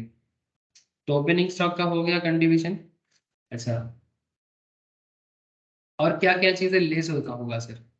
अच्छा, ये जो यूनिवर्सिटी को फंड दिया था, यूनिवर्सिटी को फंड दिया था, सेक्शन 35 कहाँ चला गया? 1,00,000 was debited in the PL account being contribution to a university approved and notified under section 35 subsection 1 clause 2। Sir इसका क्या करना चाहिए? सर अप्रूव्ड यूनिवर्सिटी को अगर कंट्रीब्यूशन करता है कोई बिजनेसमैन, तो उसे 100% छूट मिलता है। तो सर अगर छूट मिलता है तो फिर दिक्कत क्या है? सर दिक्कत कुछ नहीं है, बस हमें ना लिख देना चाहिए कि कंट्रीब्यूशन, मतलब इफेक्ट कुछ नहीं आएगा, लेकिन एक बार लिख देना चाहिए कंट्रीब्यूशन टू ए, मतलब आपको एग्जामिनर को बताना है कि यू नो द प्रोविजन। ठीक है, मतलब ये नहीं, मतलब कोई को सोचते हैं ये नहीं आएगा ऐसा करके छोड़ना है, नहीं ऐसा नहीं है, आपको बता देना चाहिए। तो contribution to a university approved, जो लोग ये टॉपिक अभी समझ नहीं पा रहे हो, जब पीजीपीपी का डिटेल्स पढ़ोगे ना तो पूरा समझ जाओगे कि पीजीपीपी में ये सब सेक्शन 35, 35A, 35AD, ये सब क्या क्या डिस्कशन है। तो contribution to university approved and notified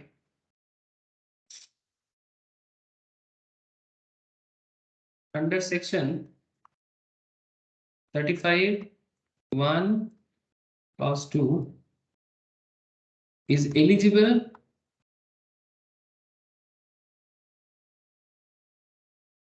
for 100% deductions. जितना देगा उतना डिडक्शन अवेलेबल है. Since whole of the actual contribution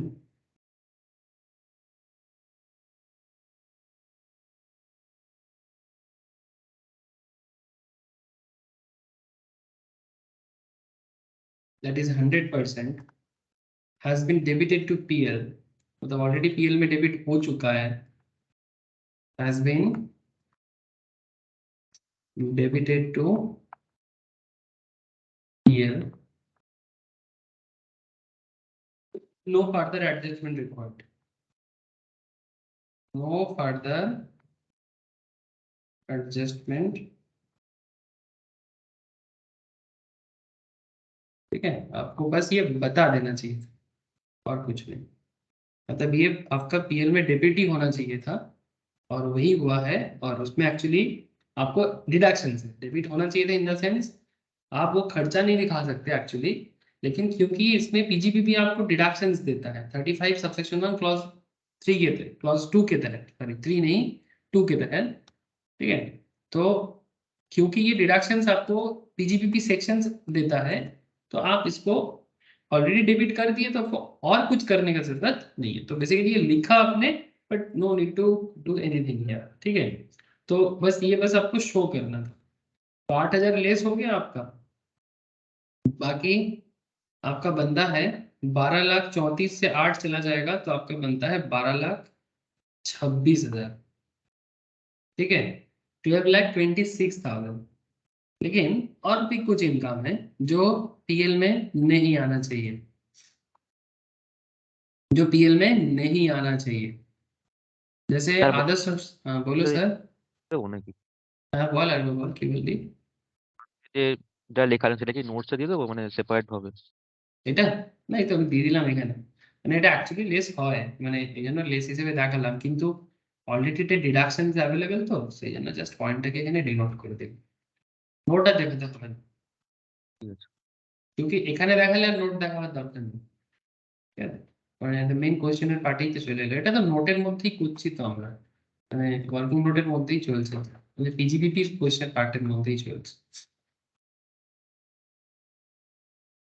अच्छा, अब और क्या पॉइंट आपको यहाँ पर करना चाहिए. हम लोग ऑलमोस्ट कंप्लीशन स्टेज में आ गए सर. इनकम क्रेडिटेड, देखो सर मैं धीरे धीरे बता रहा हूँ ताकि आप लोग कॉन्सेप्ट कभी ना भूलो. Income credited to PL but taxable as business income. Not taxable, not taxable. मतलब समझ रहे सर, मतलब बहुत सिंपल है. कुछ ऐसा इनकम आपने किया, मतलब मिस्टर वाई ने किया, जो पीएल में क्रेडिट हो चुका है, मतलब पीएल में आप उसको इनकम के तौर पे दिखा दिए हो, बट वो एक्चुअली आपका बिजनेस इनकम नहीं है. बिजनेस इनकम के हिसाब से वो टैक्सेबल नहीं है, कोई और हेड में जा सकता है, like may be other source, may be capital gain. ठीक है, जैसे कि हम लोग इस क्वेश्चंस में देखा कि ये सब अदर सोर्स का ही आइटम है जो हमारे क्वेश्चंस के अंदर दिखा ऑलरेडी. जैसे कि इनकम फ्रॉम यूटीआई.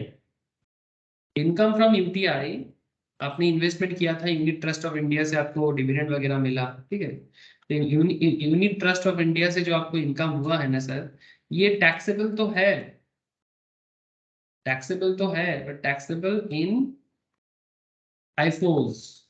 आईफोस मतलब इनकम फ्रॉम अदर सोर्स. ठीक है, तो ये अमाउंट जो है ये आपको यहाँ पर क्या करना चाहिए, बेसिकली लेस कर देना चाहिए.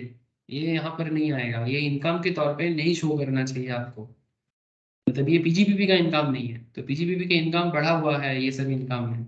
ये देखिए 22,000 में बढ़ा हुआ है, 17,500 से बढ़ा हुआ है, 15,000 हॉर्स रेस के इनकम से बढ़ा हुआ है। ये सब इनकम को हटा दो, ये सब इनकम को हटा दो। ये आपका बिजनेस का इनकम नहीं है, ये बिजनेस का इनकम नहीं है एज पर इनकम टैक्स।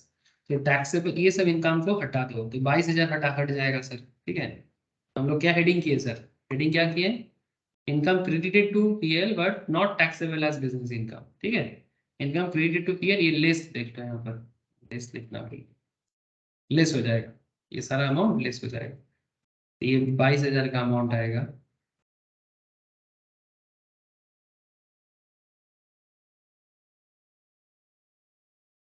और फिर आपका interest on debentures, interest on debenture taxable under IFOs, again under the head IFOs, 17,500, ये भी नहीं आएगा। और ये आपका winning from horse race, winning from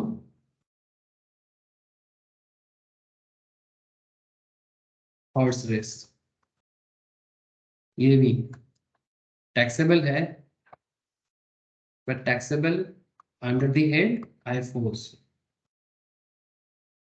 सब अदर सोर्स है, यहाँ पर आपको पीजीपीपी में इनकम के तौर पे नहीं शो करना चाहिए था। ठीक है, तो इसीलिए आपको सारा लेस कर देना चाहिए। ये तीनों अमाउंट आपका लेस हो जाएगा।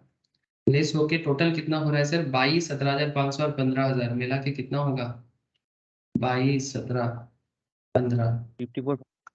54,500। Thank you sir. अच्छा, तो ये अमाउंट लेस करो 12,26,000 से, 12,26,000 से लेस करो सर इसको।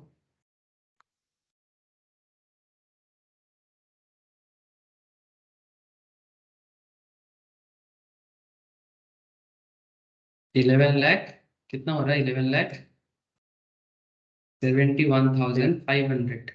Very good sir. और क्या अमाउंट है सर, ऑलमोस्ट सारा अमाउंट ही कवर हो गया है, बट हम लोग एक चीज भूल गए थे, क्या बोले तो, डेप्रिसिएशन। डेप्रिसिएशन। थैंक यू, ये भी लेस होगा। डेप्रिसिएशन ये हमेशा लास्ट में करना, ठीक है, क्योंकि ये डेप्रिसिएशन आपका, देखो क्यों इसको लास्ट में करते हैं, इसके पीछे भी रीजन है। हम लोग पहले ऐड किसको किए, expense debited to PL but not allowed, मतलब आपने पीएल में खर्चा दिखा दिए बट वो खर्चा के तौर पे अलाउड नहीं है, तो उसे ऐड किए। अच्छा, और उसके अंदर डिप्रिसिएशन को हम लोग ऑलरेडी ऐड बैक कर चुके थे। फिर हम लोगों ने जो लेस किया उसमें जो पीएल का आइटम नहीं है, आपने इनकम शो कर दिया। ठीक है, तो इसीलिए मतलब ये जो depreciation as per income tax है, ये इस ऊपर की किसी भी कैटेगरी के अंदर नहीं आता। तो इसलिए लास्ट में आपको एज पर डिप्रिसिएशन का इनकम टैक्स को एडजस्ट कर लेना चाहिए, जो आप पहले उसका रेक्टिफिकेशन का एक लेवल कंप्लीट करके रखे थे। ठीक है, तो यहाँ पर आपको सिंपल करना है, डिप्रिसिएशन अलाउबल है बट एज पर अकाउंट्स नहीं, as per income tax. so depreciation allowable under the head income tax rule 1962, मतलब ये रूल से एक्चुअली ये चालू हुआ था, और जिसका अमाउंट है सर 50,000। बस लेस कर दो, तब बना 71 से 50 चला जाता है तो 21 होता है, आई थिंक 11,21,500।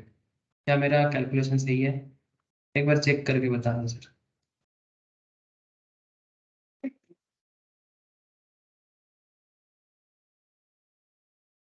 है सर। अच्छा, तो ये हो गया, ये क्या हो गया, ये अदर सोर्स हो गया, सॉरी मतलब हम्म। पीजीपीपी कंप्लीट हो गया। तो ये जो मेरा 11,21,500 आया, ये क्या आया सर, ये income from business. Income from business basically, ठीक है। তা ডিপ্রিসিয়েশন ডাইরেক্ট করলে হবে না, মানে 5000 যদি অ্যাড করে দিই? 5000 अगर ऐड करेगा मतलब वो तुम लोग कर सकते हो, लेकिन उसमें ना गड़बड़ होने का चांसेस है। इसलिए मतलब ये रूल्स हमेशा एज पर इनकम टैक्स है, ये जो मैं आपको सिखाया। इसमें एक सुविधा क्या होता है कि आप पहले मतलब रेक्टिफाई भी कर रहे हो ना, तो एकदम रेक्टिफाई की तरह रेक्टिफाई कर रहे हो। रेक्टिफाई भी कर रहे हो तो रेक्टिफाई की तरह रेक्टिफाई कर रहे हो। पहले जो अलाउड नहीं है उसको पहले ऐड बैक करो, और फिर जो अलाउड है उसको माइनस। ठीक है, तो ये तरीका एकदम सटीक तरीका है। अब इसीलिए मैं यही चीज सिखाता हूँ। ठीक है, वो बीच का जो इधर उधर का एडजस्टमेंट को, मतलब ये 5000 का प्रॉब्लम गैप हो रहा है, इसको ऐड कर दो, तो डिप्रिसिएशन हमेशा ऐसा ही करना चाहिए। डिप्रिसिएशन अगर पीएल का गिवन है तो पीएल का पहले ऐड कर दो, और फिर इनकम टैक्स का गिवन है तो उसको बाद में लेस करो। ठीक है, ये तरीका ज्यादा मुझे बेटर लगता है, बाकी आपकी मर्जी। अच्छा, तो फिर ये पीजीबीपी कंप्लीट। अभी हम लोग जो पीएल बनाए थे उसमें जाके इसको क्या करेंगे, बस चेंज कर देंगे। कितना बनेगा, 11,21,500। ठीक है, 11,21,500। ठीक है। अच्छा, इनकम फ्रॉम अदर सोर्स कितना होगा, ऑलरेडी वी नो, फिर भी इसका एक हेड बना देना चाहिए हम लोग। इसलिए हमें पता है क्योंकि पीजीबीपी के अंदर भी हम लोगों ने अभी कैलकुलेट किया उसको, लेकिन एक अदर सोर्स का भी हेड बना लेना चाहिए।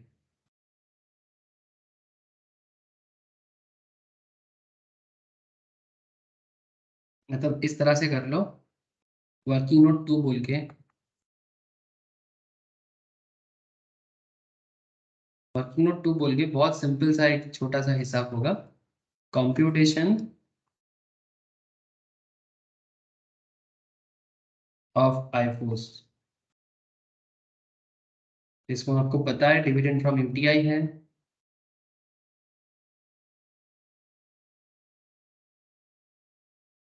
22,000 का। इन्वेस्टमेंट ऑन डिवेंचर है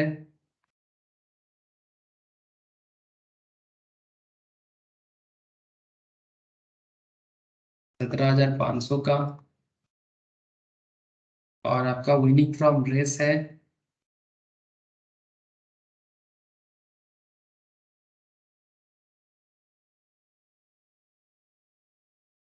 15,000 का।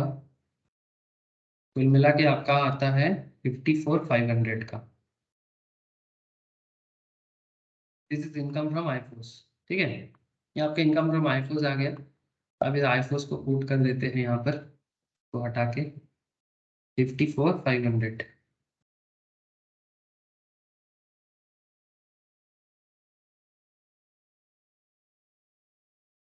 दोनों को टोटल करके जीटीआई बताओ कितना हो रहा है।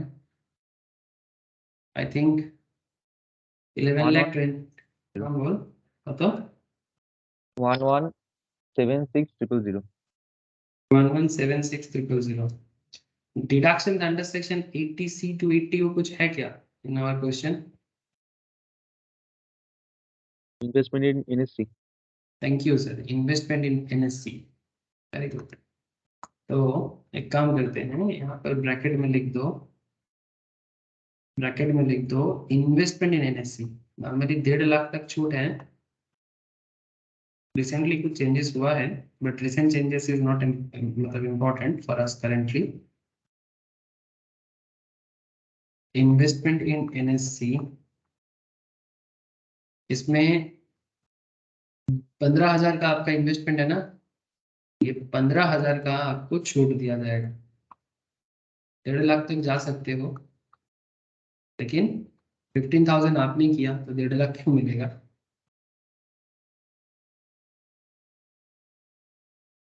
ऐसे 80C का पूरा डिटेल्स बता के रखा था, 80C 80CCD सब मिला जुला के आपको 1.5 लाख तक मिलता है। ठीक है, लेकिन 11,76,000 minus deduction under section 80C investment in NSC 15,000, तो आपका टोटल इनकम बन जाता है 11,61,000। बोलो सर। समझ में आया?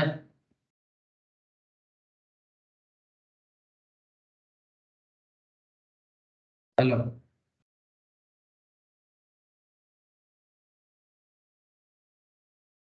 समझ में आया कि नहीं आया, इतना बताओ। है दादा। तो जैसे यहाँ पर कुछ पॉइंट था, जैसे वो एक ड्राई फ्रूट्स का था ना, एडवर्टाइजमेंट एक्सपेंस, क्या इसमें कुछ करना चाहिए था? ना सर, एडवर्टाइजमेंट रेवेन्यू एक्सपेंस में आता है, और कंपनी अपने कस्टमर को खुश करने के लिए अगर कुछ खर्चा करता है, और वो खर्चा को अगर पीएल में डेबिट करता है, तो बिल्कुल अलाउड है, बिल्कुल अलाउड है, उसमें क्या दिक्कत है ना? अंडर सेक्शन 37 बिल्कुल अलाउड है। और बाकी ऐसा कुछ पॉइंट में कोई डाउट? मिसलेनियस एक्सपेंस 30,000 जो ट्रांसपोर्टर को दे रहा है, ये भी अलाउड है, ठीक है। 35,000 तक दे सकता है कैश में ट्रांसपोर्टर को, 40A सबसेक्शन 3, 40A सबसेक्शन 3, ठीक है। ये दोनों का नोट लिख लो, चलो। ये जो ड्राई फ्रूट्स का पॉइंट्स और ये मिसलेनियस ड्राइव ट्रांसपोर्ट एजेंसी का पॉइंट, ये दोनों नोट लिख लो सर। ये दोनों को मतलब क्यों नहीं लिया गया, और क्या है इसके पीछे का कहानी, ठीक है। चलो जरा लिखिए।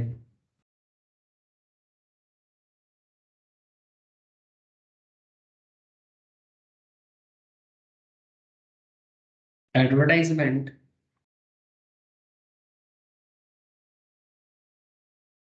Advertisement expense of revenue in nature, ठीक है। अगर एडवर्टाइजमेंट एक्सपेंस रेवेन्यू नेचर का है, ठीक है, इधर ड्राई फ्रूट्स खिलाना, ये सब रेवेन्यू नेचर का एडवर्टाइजमेंट एक्सपेंस है, ठीक है। नेमली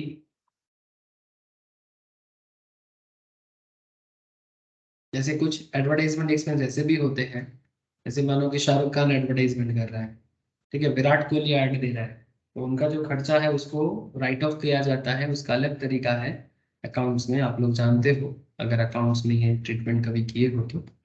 अगर नहीं किए तो बाद में जरूर करना। तो फिलहाल इतना समझो कि advertisement expense of revenue in nature, namely जैसे कि gift of dry fruits in our case, gift of dry fruits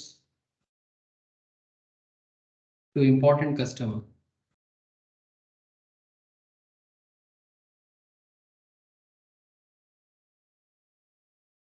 is incurred wholly and exclusively, मतलब एकदम पूरा का पूरा बिजनेस पर्पस का है, exclusively for business purpose, customer को ड्राई फ्रूट्स खिला के खुश करना है। क्योंकि बड़ा बाजार में कपड़ा खरीदने जाओगे ना, जैसे बड़ा बाजार में मिलता है, ऐसा कोई भी चीज नहीं है जो बड़ा बाजार में नहीं मिलता कलकत्ता में, लेकिन वहां पर जो बिजनेसमैन है, चाहे वो किसी भी जाति के हो, किसी भी हो, मतलब बंगाली हो, नॉर्मली ज्यादातर मारवाड़ी बिजनेसमैन दिखता है, पंजाबी दिखता है, बट बंगाली भी है सर। तो लेकिन सबका एक ही तरह का नेचर है, तुम जाओगे तो पहले तुमको एकदम मक्खन लगा हुआ बात करेगा, ठीक है, अरे दादा आसेन भूसेन, हाँ, फिर चाय कॉफी की लेवन बोलेन, हाँ, इस तरह इसी तरह से, मतलब ज्यादातर बंगाली कस्टमर है, तो वो लोग ऐसे ही अपना हिंदी भाषा को बंगाली भाषा को हिंदी के टोन में करके, अरे दादा बोलेन बोलेन, हाँ लस्सी पीबेन, ऐसे गर्मी आ रहा है ना तो बोलेगा पहले लस्सी पीबेन, तो बोलेन अरे लल्टू चाय ला लस्सी ला, फिर तुमको एकदम खुश करेगा, ठीक है, फिर खुश करके फिर तुमको एकदम मस्त मस्त साड़ी दिखाएगा, फिर दाम भी मस्त मस्त लगा के फिर तुमको छोड़ेगा। सो वट एवर, लेकिन ये एकदम जरूरी चीजें हैं सर, बिजनेस करना है तो कस्टमर को खुश करना आना चाहिए। तो वट एवर, जस्ट मैं आपको एक बिजनेस टेक्निक जो मैं एक्सपीरियंस किया, नहीं अच्छा है सर, इतना तो होना चाहिए। बड़े बड़े शॉपिंग मॉल वाले क्या करते हैं, कुछ नहीं भाई, थोड़ा कस्टमर रिटेंशन कॉन्सेप्ट में काम करते हैं। अच्छा, only and exclusively for business purpose, hence the same is allowable as deduction under section 37, ठीक है, अंडर सेक्शन 37, ये पीजीपीपी का सेक्शन है, ठीक है, पीजीपीपी में बहुत इंपॉर्टेंट सेक्शन है, ये एकदम बिल्कुल अलाउड है। और एक पॉइंट लिख लो नोट 2 में, disallowance under section 40A subsection 3, बहुत वाइटल सेक्शन है पीजीपीपी में, is not attracted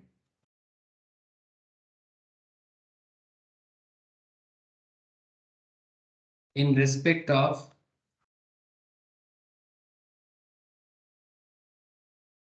cash payment, in respect of cash payment exceeding 10,000 to A and company. A and company कौन है? A goods transporter, a goods transporter। देखो sir question तो एक ही कर रहे हैं लेकिन पॉइंट बहुत सारा कवर कर रहे हैं। इसमें क्या होता है ना, ये कंप्लीट क्वेश्चंस करने का यही सुविधा है कि आपको पूरा इनकम टैक्स का इधर से उधर घुमा देता है, ठीक है। आप सोचते बैठ जाओगे कि कहाँ से कहाँ चले गए, लेकिन बात कहाँ से कहाँ जाने का नहीं है, बात यह है कि इनकम टैक्स में कितना सारा चीज आपको फॉलो करना पड़ता है, वही आपको मैं समझाने के लिए इतना टोटल इनकम करा रहा हूँ, ठीक है। जैसे आप सारा चैप्टर में मतलब हेड्स ऑफ इनकम में अगर आपका ग्रीप जिस दिन आ जाएगा, अब उस दिन समझना कि टोटल इनकम कितना वाइटल है, और टोटल इनकम में ग्रीप आ जाएगा ना, तो फिर आप इनकम टैक्स में एक्सपर्ट बन जाएंगे, ठीक है। यही मेरा इच्छा है सर, और कुछ नहीं। Disallowance under section 40A subsection 3 is not attracted in respect of cash payment exceeding 10,000 to A and company, a goods transport operator.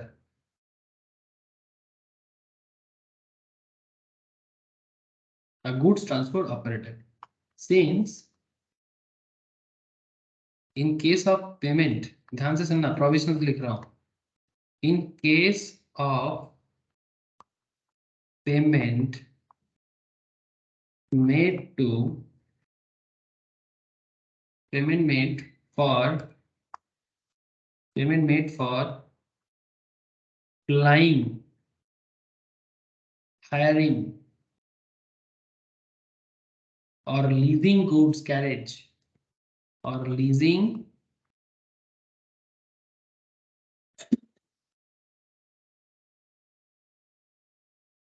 goods carriage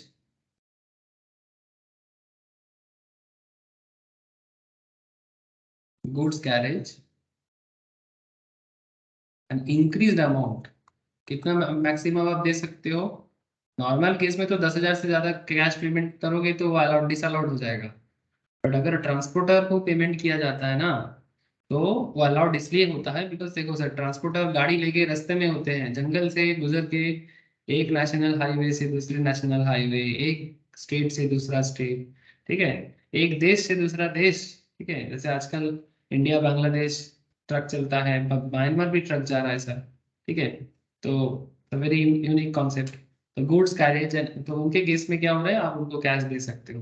बाकी यहाँ पर इंटरनेशनल मैटर छोड़ो, सिर्फ देश के अंदर भी गाड़ी जा रहा है तो इसलिए पैसा देना जरूरी है पर डे के हिसाब से। तो an increase limit of 35,000, increase limit of rupees 35,000 is applicable. That is payment up to 35,000 can be made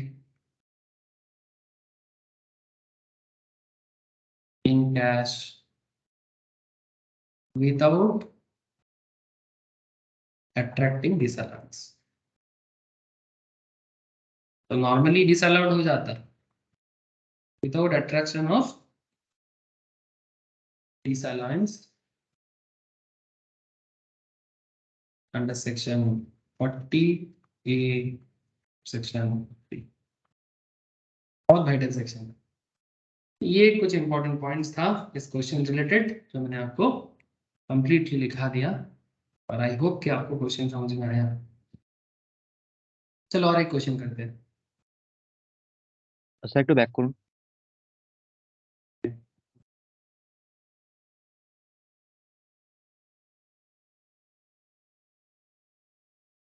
হ্যাঁ ঠিক আছে। आई होप आप सभी ने लिख लिया हो और समझ में भी आया हो। कोई डाउट है क्या इस क्वेश्चन में? बोलो सर। क्या आप लोगों को क्वेश्चन समझ में आया मिस्टर वाई का? कि मिस्टर वाई जैसा लोग अगर आपके सामने आते हैं तो आप उनका प्रॉब्लम सॉल्व कर सकते हो। ठीक है। अच्छा, हम लोग यहाँ पर टैक्स लायबिलिटी और नहीं किए। आप लोग जानते हो टैक्स लायबिलिटी कैसे करना है। आजकल बेसिक्स में टैक्स लायबिलिटी में बात चल रहा है सैटरडे वाला क्लास में। तो आप लोग कर लेना हाँ टैक्स लायबिलिटी, क्योंकि वहां पर बहुत टैक्स लायबिलिटी करा रहा हूँ। यहाँ पर एक्चुअली मुझे टैक्स लायबिलिटी पूछा नहीं था क्वेश्चन। क्वेश्चन मुझे जस्ट उनका टोटल इनकम ही कैलकुलेट करने बोला था, तो इसलिए मैंने टोटल इनकम करके कैलकुलेट किया और फिर नेक्स्ट क्वेश्चन में मूव कर रहा हूँ।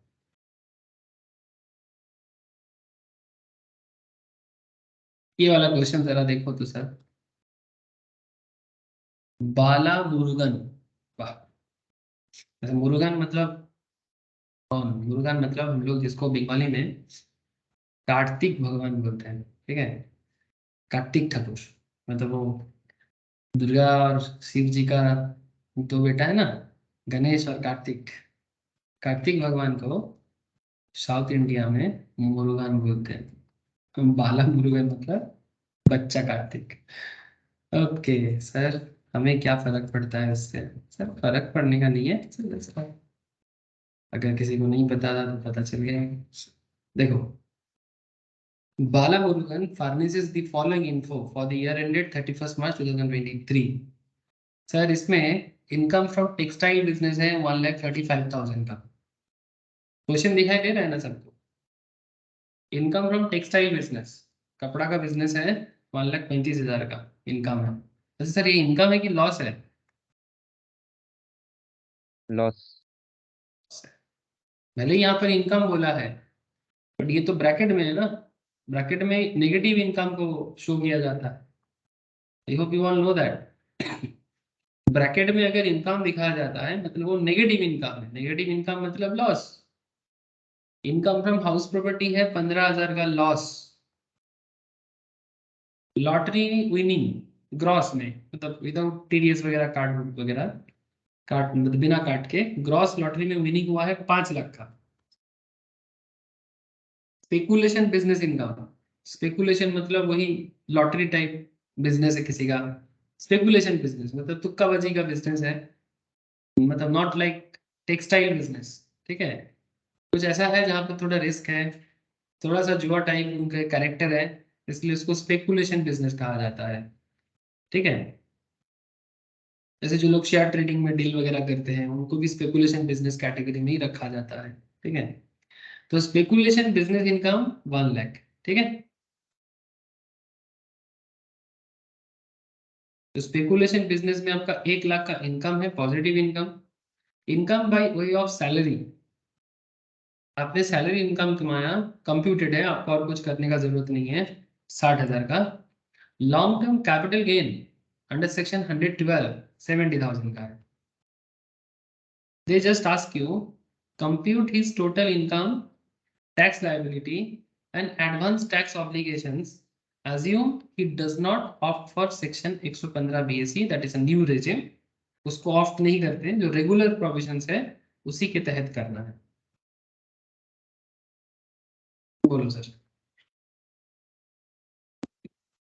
क्वेश्चन समझ में आया?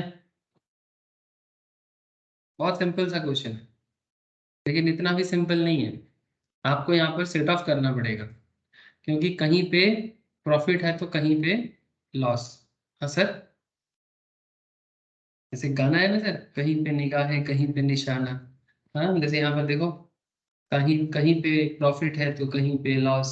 हाँ, तो समझ रहे हैं ना? तो अगर कहीं पे प्रॉफिट है तो कहीं पे लॉस है, तो हमें ये देखना पड़ता है कि क्या सेट ऑफ करने का मौका मिलेगा। जैसे हम लोग जब टोटल इनकम का आपको फ्लो चार्ट समझाए थे, तो उस टाइम पे आपको ये भी समझाए थे कि जैसे ही हम लोग हेड्स का कैलकुलेशंस कर लेते हैं, अगर क्लबिंग है तो उसको भी अगर अप्लाई कर देते हैं, तो फिर आता है सामने set of carry forward and set of losses. ठीक है, तो वही set of carry forward and set of losses का आपको यूज करने का एक मौका मिल गया सर। हाँ, मैं बोलता रहता हूँ कि आगे आगे कहीं ना कहीं हमें मिल जाएगा मौका, और वही मौका आ गया सर। और मौका पे क्या करना है सर? मौका पे चौका लगाना है। चौका मिलेगा कि नहीं मिलेगा पता नहीं, देखते हैं चलो।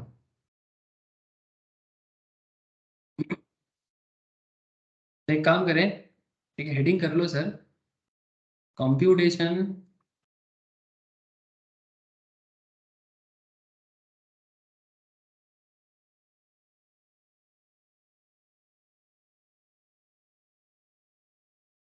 वाला मुद्दा।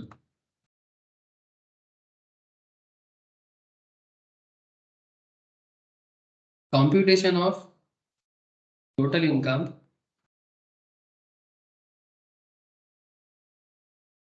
ऑफ बाला मुर्गन। तो बोला ना बाला मुर्गन मतलब बच्चा कार्तिक। ठीक है।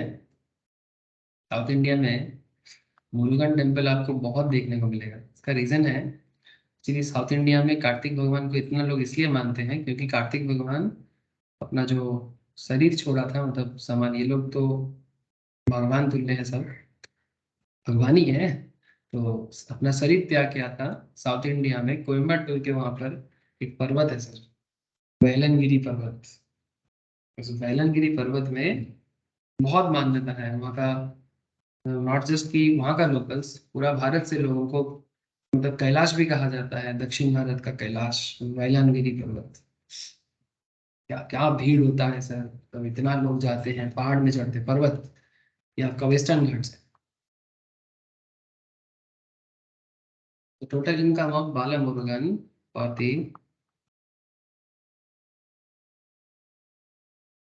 Year ended 31 March 2023। ठीक है। अब यहाँ पर एक पर्टिकुलर बनाओ,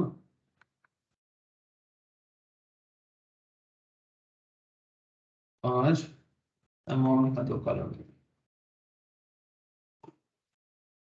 खांसी बहुत देर से नहीं हुआ, अच्छा लग रहा है। अच्छा सर, सैलरी कितना कमाया रे? कितना सैलरी था इनका? 60,000 का। देखते हैं, सारा का सारा हेड से ही तो कैलकुलेशन करना पड़ेगा, और साथ में एडजस्टमेंट भी करते हुए चलना है। ऐसे मैंने आपको सेट ऑफ कैरी फॉरवर्ड अभी तक समझाया नहीं सर, कि किसके साथ किसको एडजस्ट करना पड़ता है, सेट ऑफ करना पड़ता है, समझाया नहीं। प्रोविजंस नहीं समझाया, कोई बात नहीं। प्रोविजंस नहीं समझाया तो क्या हुआ, क्वेश्चंस करते हैं फिर बाद में समझा देंगे। हाँ, क्वेश्चंस करते हैं बाद में समझा देंगे सर, डोंट वरी। तो तब अभी आप लोग थोड़ा देखो कि कैसे होता है। तो आप मानो सैलरी कमाया 60,000, मानो नहीं, आपने सच में कमाया, मतलब बाला मुरुगन ने सच में 60,000 का सैलरी कमाया। लेकिन 60,000 के सैलरी के साथ साथ इन्होंने कुछ लॉस भी किया। जैसे देखो, इनकम फ्रॉम हाउस प्रॉपर्टी में 15,000 का लॉस है। इनकम फ्रॉम हाउस प्रॉपर्टी में 15,000 का लॉस है। Now the question is that, क्या सर ये 60,000 के लॉस के साथ, सॉरी 60,000 के प्रॉफिट के साथ 15,000 का लॉस एडजस्ट हो सकता है? हाउस प्रॉपर्टी का लॉस एडजस्ट हो सकता है। हाउस प्रॉपर्टी का ये जो लॉस है ना, इसको हम दो जगह के साथ कनेक्ट कर सकते हैं, या तो आप सैलरी के साथ एडजस्ट कर लो, या तो आप कैपिटल गेन के साथ एडजस्ट कर लो। ठीक है, तो हम लोग सैलरी के साथ ही कर रहे हैं करेंटली, आप किसी के साथ भी कर सकते हैं। तो सैलरी 60,000 है, यहाँ से हम लेस कर देते हैं लॉस फ्रॉम हाउस प्रॉपर्टी। ठीक है, 15,000। इसको आप लिखो, यहाँ पर ब्रैकेट में जरा लिख लो, can be set off from LTCG also. इसका मतलब क्या सर? ये चैप्टर डिटेल्स कराऊंगा आपको, डोंट वरी। ये जो set of carry forward chapter है ना, ये डिटेल्स में कराऊंगा, बहुत जल्दी कराऊंगा। लेकिन आपको बस उसका यूज दिखा रहा हूँ। सैलरी 60,000 का है, और हाउस प्रॉपर्टी में 15,000 का लॉस है। तो हाउस प्रॉपर्टी के साथ सैलरी एडजस्ट करता है, लिमिटेशन है उसका एक, लेकिन वो लिमिटेशंस वगैरह डिटेल्स में फिलहाल नहीं चलते, ठीक है, कि कितना हाउस प्रॉपर्टी लॉस एडजस्ट हो सकता है, क्या पूरा का पूरा लॉस एडजस्ट हो जाएगा, क्योंकि यह तो छोटा मोटा अमाउंट है, इससे बड़ा अमाउंट भी तो हो सकता है। हाँ सर, बहुत कुछ हो सकता है, बट ये सब डिटेल्स चर्चा आगे आगे कर लेंगे आप लोगों के साथ, मौका मिल जाएगा फिर से। लेकिन इसीलिए देखो मैं क्या बोला आपको कि सैलरी 60,000 का है, loss from house property can be set off from LTCG also, just लिख दिया यहाँ। तो हम चाहते तो हाउस प्रॉपर्टी की जगह, सॉरी, सैलरी की जगह लॉन्ग टर्म कैपिटल गेन का जो प्रॉफिट है उसके साथ भी हम हाउस प्रॉपर्टी लॉस को एडजस्ट कर सकते थे, ठीक है। और यहाँ पर अल्टीमेटली मेरा नेट सैलरी क्या बन गया, नेट सैलरी मेरा बन जाएगा सर आफ्टर सेट ऑफ, कितना बन रहा है सर,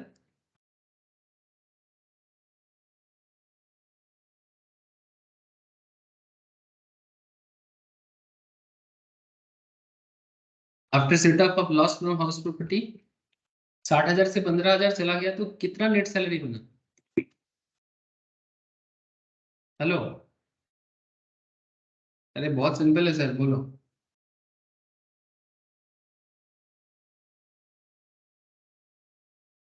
आप लोग कनेक्टेड हो कि नहीं, किसी का भी आवाज नहीं आ रहा है।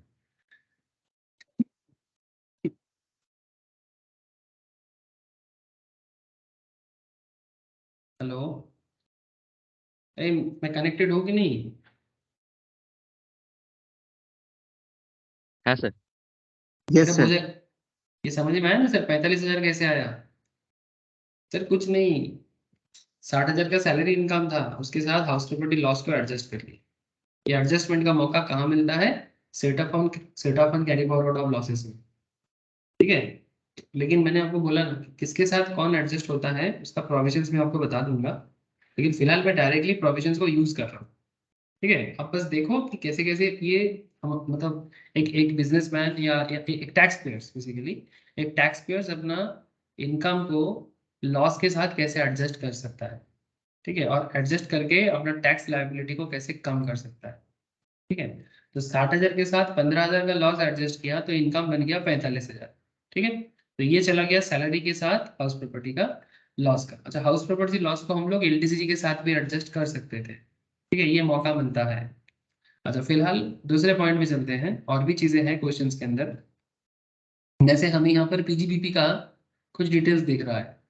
पीजीबीपी डिटेल्स में हम लोग टेक्सटाइल बिजनेस में 1,35,000 का लॉस किए हैं। टेक्सटाइल बिजनेस इसमें स्पेकुलेशन बिजनेस की नॉन स्पेकुलेशन बिजनेस, इस टेक्सटाइल बिजनेस इज स्पेकुलेशन और नॉन स्पेकुलेशन। स्पेकुलेशन मतलब सर जो थोड़ा अनसर्टेन इनकम होता है, ठीक है, जिसके बारे में श्योरिटी नहीं है, ठीक है, या फिर जिसमें थोड़ा रिस्क होता है, जो अनसर्टेनिटी से भरा होता है, उसे स्पेकुलेशंस कहते हैं, मतलब जिसको आप जुआ वाला बिजनेस भी बोल सकते हैं। स्पेकुलेशंस को हिंदी बंगला करोगे तो जुआ ही निकलेगा, ठीक है। बेसिकली जैसे मानो कि कोई ट्रेडर है, ऑप्शन ट्रेडर टाइप, ठीक है, रेगुलर करता है तो वो स्पेकुलेट करता है, मार्केट के बारे में ऑब्जर्व करता है, तो वो थोड़ा स्पेकुलेशन टाइप में चला जाएगा, भले ही वो उसमें अच्छा करता हो, बट फिर भी हर किसी का बस का बात नहीं है।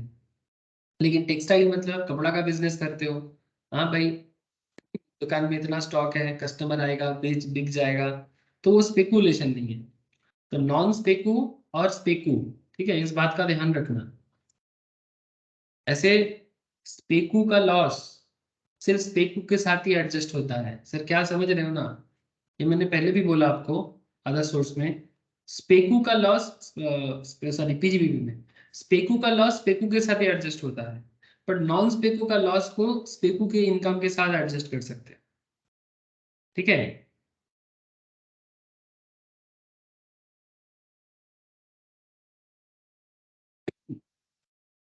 रीडिंग करो, profits and gains of PGBP. इसमें आपको specu business, speculation business income,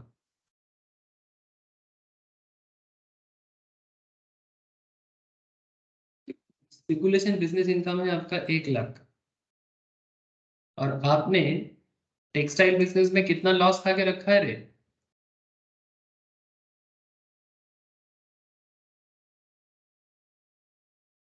business loss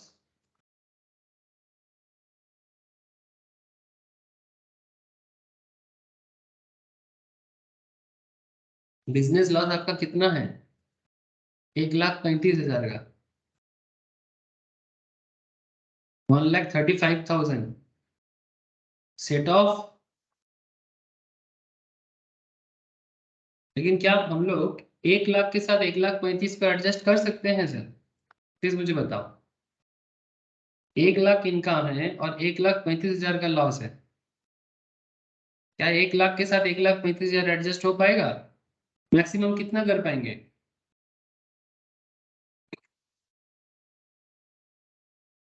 क्या लग रहा है सर? ऑब्वियसली मैक्सिमम 1 लाख कर पाएंगे। तो मेरे पास तो उतना क्रेडिट ही नहीं है, तो फिर मैं 1,35,000 को कैसे करूँ? तो फिर बाकी 35 को किसी और के साथ एडजस्ट करने का मौका मिलेगा, या तो कैरी फॉरवर्ड हो जाएगा। तो स्पेकुलेशन बिजनेस इनकम 1 लाख का है और बिजनेस लॉस 1,35,000 का, ये सेट ऑफ कर लेंगे। ठीक है, ये सेट ऑफ कर लेंगे टू द एक्सटेंट ऑफ, लिख दो यहाँ पर,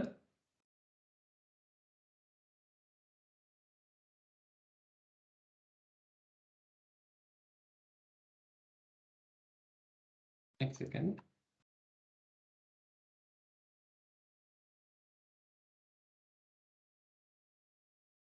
to the extent of 1 lakh.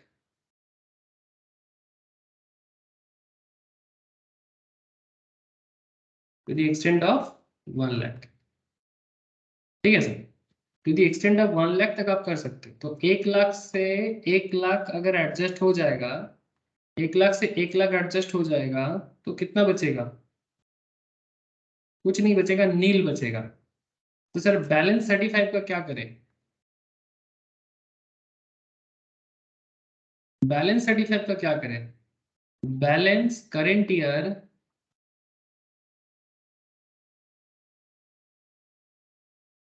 Business loss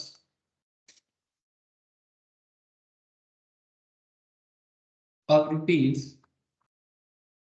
₹35,000 to be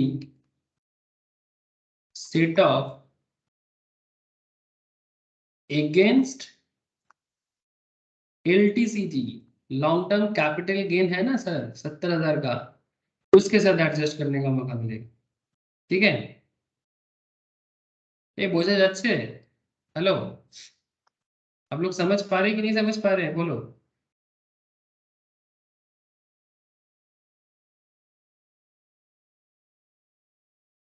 अब एक काम करो, हेडिंग करो कैपिटल गेन का।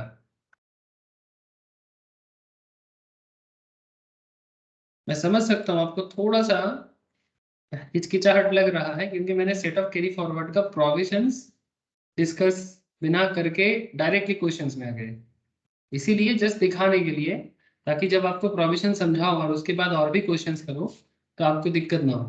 ठीक है, कई बार क्या होता है ना, प्रोविजंस कराने से पहले क्वेश्चंस कर लो और फिर प्रोविजंस पढ़ो, तो आपको वो ज्यादा समझ आता है। लॉन्ग टर्म कैपिटल गेन आपका कितना होके रखा है? लॉन्ग टर्म कैपिटल गेन होके रखा है आपका 70,000 का, 70,000 का। यहाँ से आप लेस करो balance current year business set of business loss set of, तो वो आपका है 35,000 का करेंट ईयर का बिजनेस लॉस है, जो वहां पर एडजस्ट नहीं हुआ था, उसको हम लॉन्ग टर्म के साथ एडजस्ट कर सकते हैं। ठीक है, तो कुल मिला के मेरा बचता क्या है? 35,000 का कैपिटल गेन। ठीक है, तो ये हो गया मेरा लॉन्ग टर्म कैपिटल गेन। इसको क्या बोलेंगे? Long term capital gain after set of business loss. Business loss को सेट ऑफ करने के बाद मेरा ये कैपिटल गेन दिख रहा है। ठीक है सर, और क्या है मेरा इनकम? सर और एक इनकम मेरे यहाँ पर बहुत इंपॉर्टेंट इनकम है, that is lottery winning 5 lakh का। ठीक है, लॉटरी विनिंग 5 लाख का, क्या ये किसी के साथ एडजस्ट करेगा? ये किसी के साथ एडजस्ट नहीं करेगा। इनकम फ्रॉम, ये जो पॉइंट है ये इनकम फ्रॉम अदर सोर्स का पॉइंट है। Income from other source, income from other source में, हाँ बोलो, बैक करो। एक सेकंड।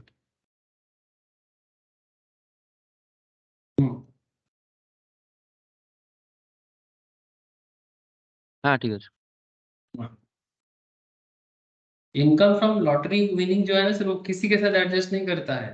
तो लॉटरी विनिंग इसमें ग्रॉस है तो ग्रॉस ही कर देते हैं। तो ये आपका 5 लाख का इनकम है, तो 5 लाख ही रहेगा। ठीक है। अच्छा, कुल मिला के आपका इनकम कितना बना देखो, इधर 45 का इनकम बना, यहाँ पर 35 का। ठीक है, कैपिटल गेन का पीजीबीपी नील हो गया है। कैपिटल गेन में नेट बना है 35 का, और आपका आधा सोर्स बना है 5 लाख का। तो कुल मिला के आपने कितना इनकम कर लिया? अरे टोटल इनकम कितना हो गया आपका, बोलो। 5 लाख, 45 और 35, तो 5 लाख 80 हो रहा है। अगर मैं हिसाब ठीक नहीं किया तो बोलना सर। ठीक है, तो 5,80,000 का आपका टोटल इनकम बन रहा है। लेकिन अब यहाँ पर एक चीज देखना है कि सर टैक्स लायबिलिटी कैसे कैलकुलेट करें। That's a very vital part of this question. अगर आप यहाँ तक समझ गए ना कि कैसे कैसे एडजस्टमेंट किया, जैसे पहले मैंने सैलरी के साथ हाउस प्रॉपर्टी लॉस को एडजस्ट कर दिया, इसको हम एलटीसीजी के साथ भी एडजस्ट कर सकते थे। ठीक है, जिसको मैंने यहाँ पर लिख भी दिया। फिर मुझे नेट सैलरी मिला after setup of loss with house property, तो मिला मेरा 45,000 का। पीजीबीपी में मेरा 1 लाख का स्पेकुलेशन लॉस था, इनकम था, और मेरा नॉन स्पेकुलेशन लॉस था 1,35,000 का। तो मैंने 1 लाख के साथ 1 लाख एडजस्ट कर लिया, बाकी 35,000 एलटीसीजी के साथ एडजस्ट हुआ। जो मुझे नेक्स्ट में एलटीसीजी के साथ लॉन्ग टर्म कैपिटल गेन 70,000, उसके साथ मैंने 35,000 का जो लॉस है मेरा बिजनेस का, वो एडजस्ट कर दिया। तो इधर मेरा 35,000 का कैपिटल गेन बना। तो कुल मिला के मेरा 5,80,000 का इनकम बना। अब ये देखना है सर टैक्स लायबिलिटी कैसे कैलकुलेट करेंगे। तो जस्ट इतना हेडिंग कर दो, कंप्यूटेशन ऑफ टैक्स लायबिलिटी और असेसमेंट ईयर 23-24। ठीक है। अच्छा, on total income of 45,000 excluding, अच्छा ये 35,000 का जो है इसमें एक्सक्लूड करो लॉटरी विनिंग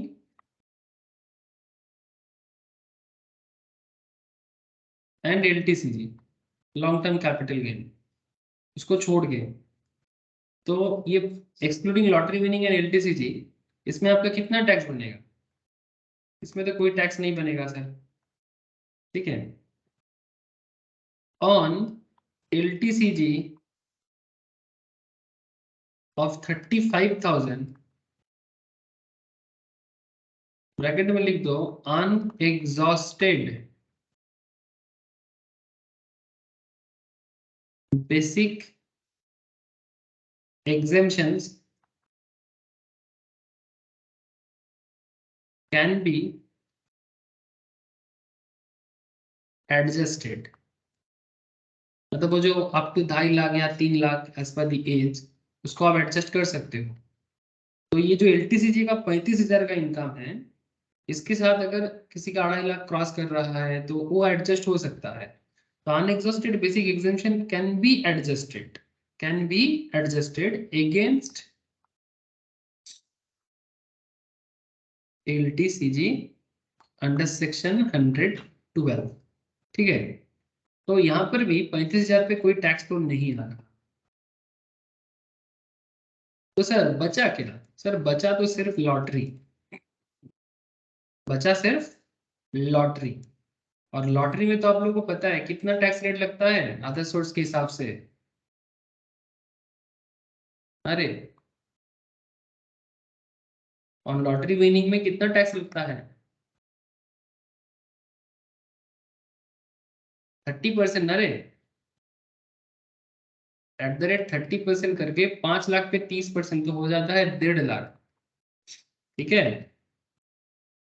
और इस पे आपका हेल्थ एंड एडुसेस लगा दो, तो 1.5 लाख का 4% होता है 6,000, तो कुल मिला के आपका 1,56,000 का टोटल टैक्स लायबिलिटी बनता है।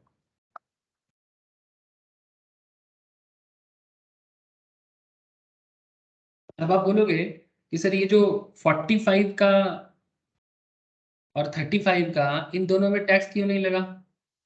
क्योंकि ये बेसिक लिमिट का जो कॉन्सेप्ट है उसके साथ एडजस्ट कर लिया। इसके लिए एक नोट लिखो आप, तो आपको समझ में आ जाएगा। आंसर हो गया, कंप्लीट हो गया सर। इसमें एक नोट लिखो, the basic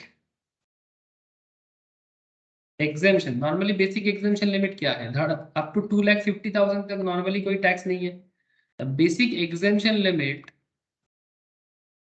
of rupees 2,50,000 has to be first exhaust against salary income, ठीक है। पहले सैलरी के साथ एडजस्ट होगा, against salary of 45,000,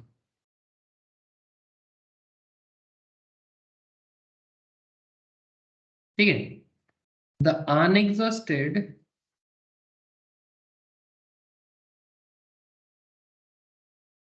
basic limit, अच्छा 2,50,000 से 45,000 चला जाएगा तो बचा क्या sir?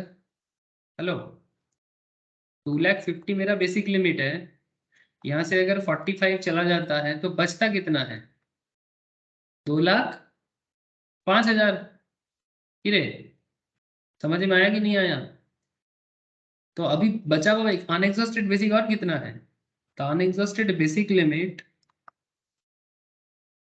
Of 2,05,000 can be adjusted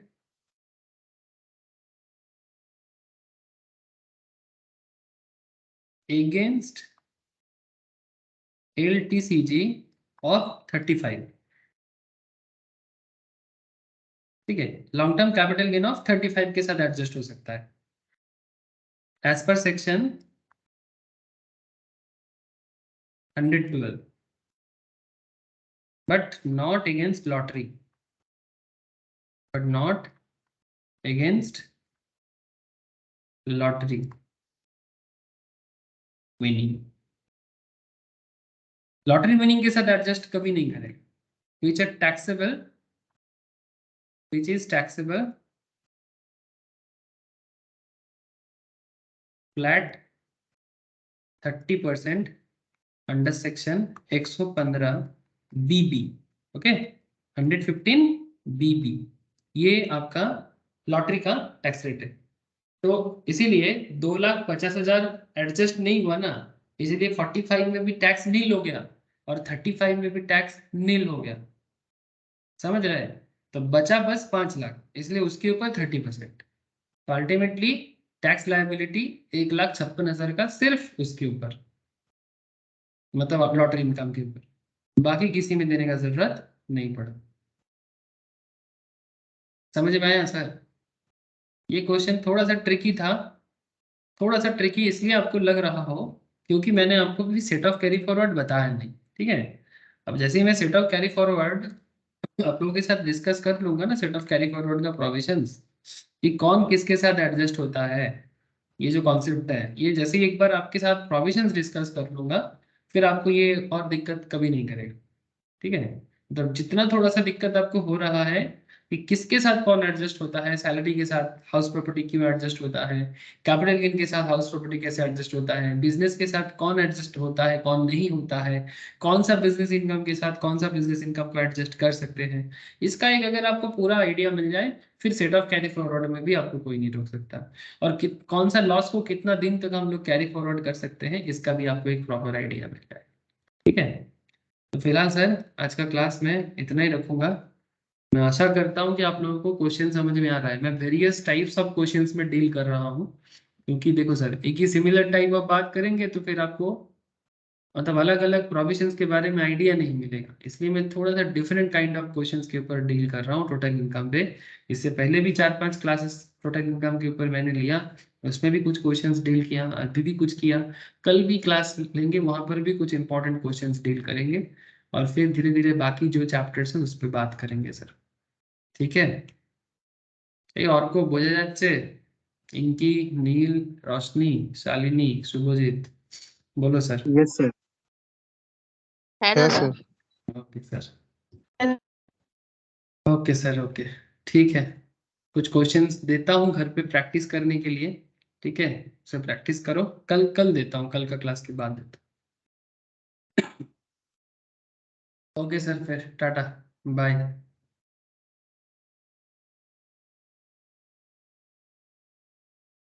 ठीक है सर, आज इतना ही है।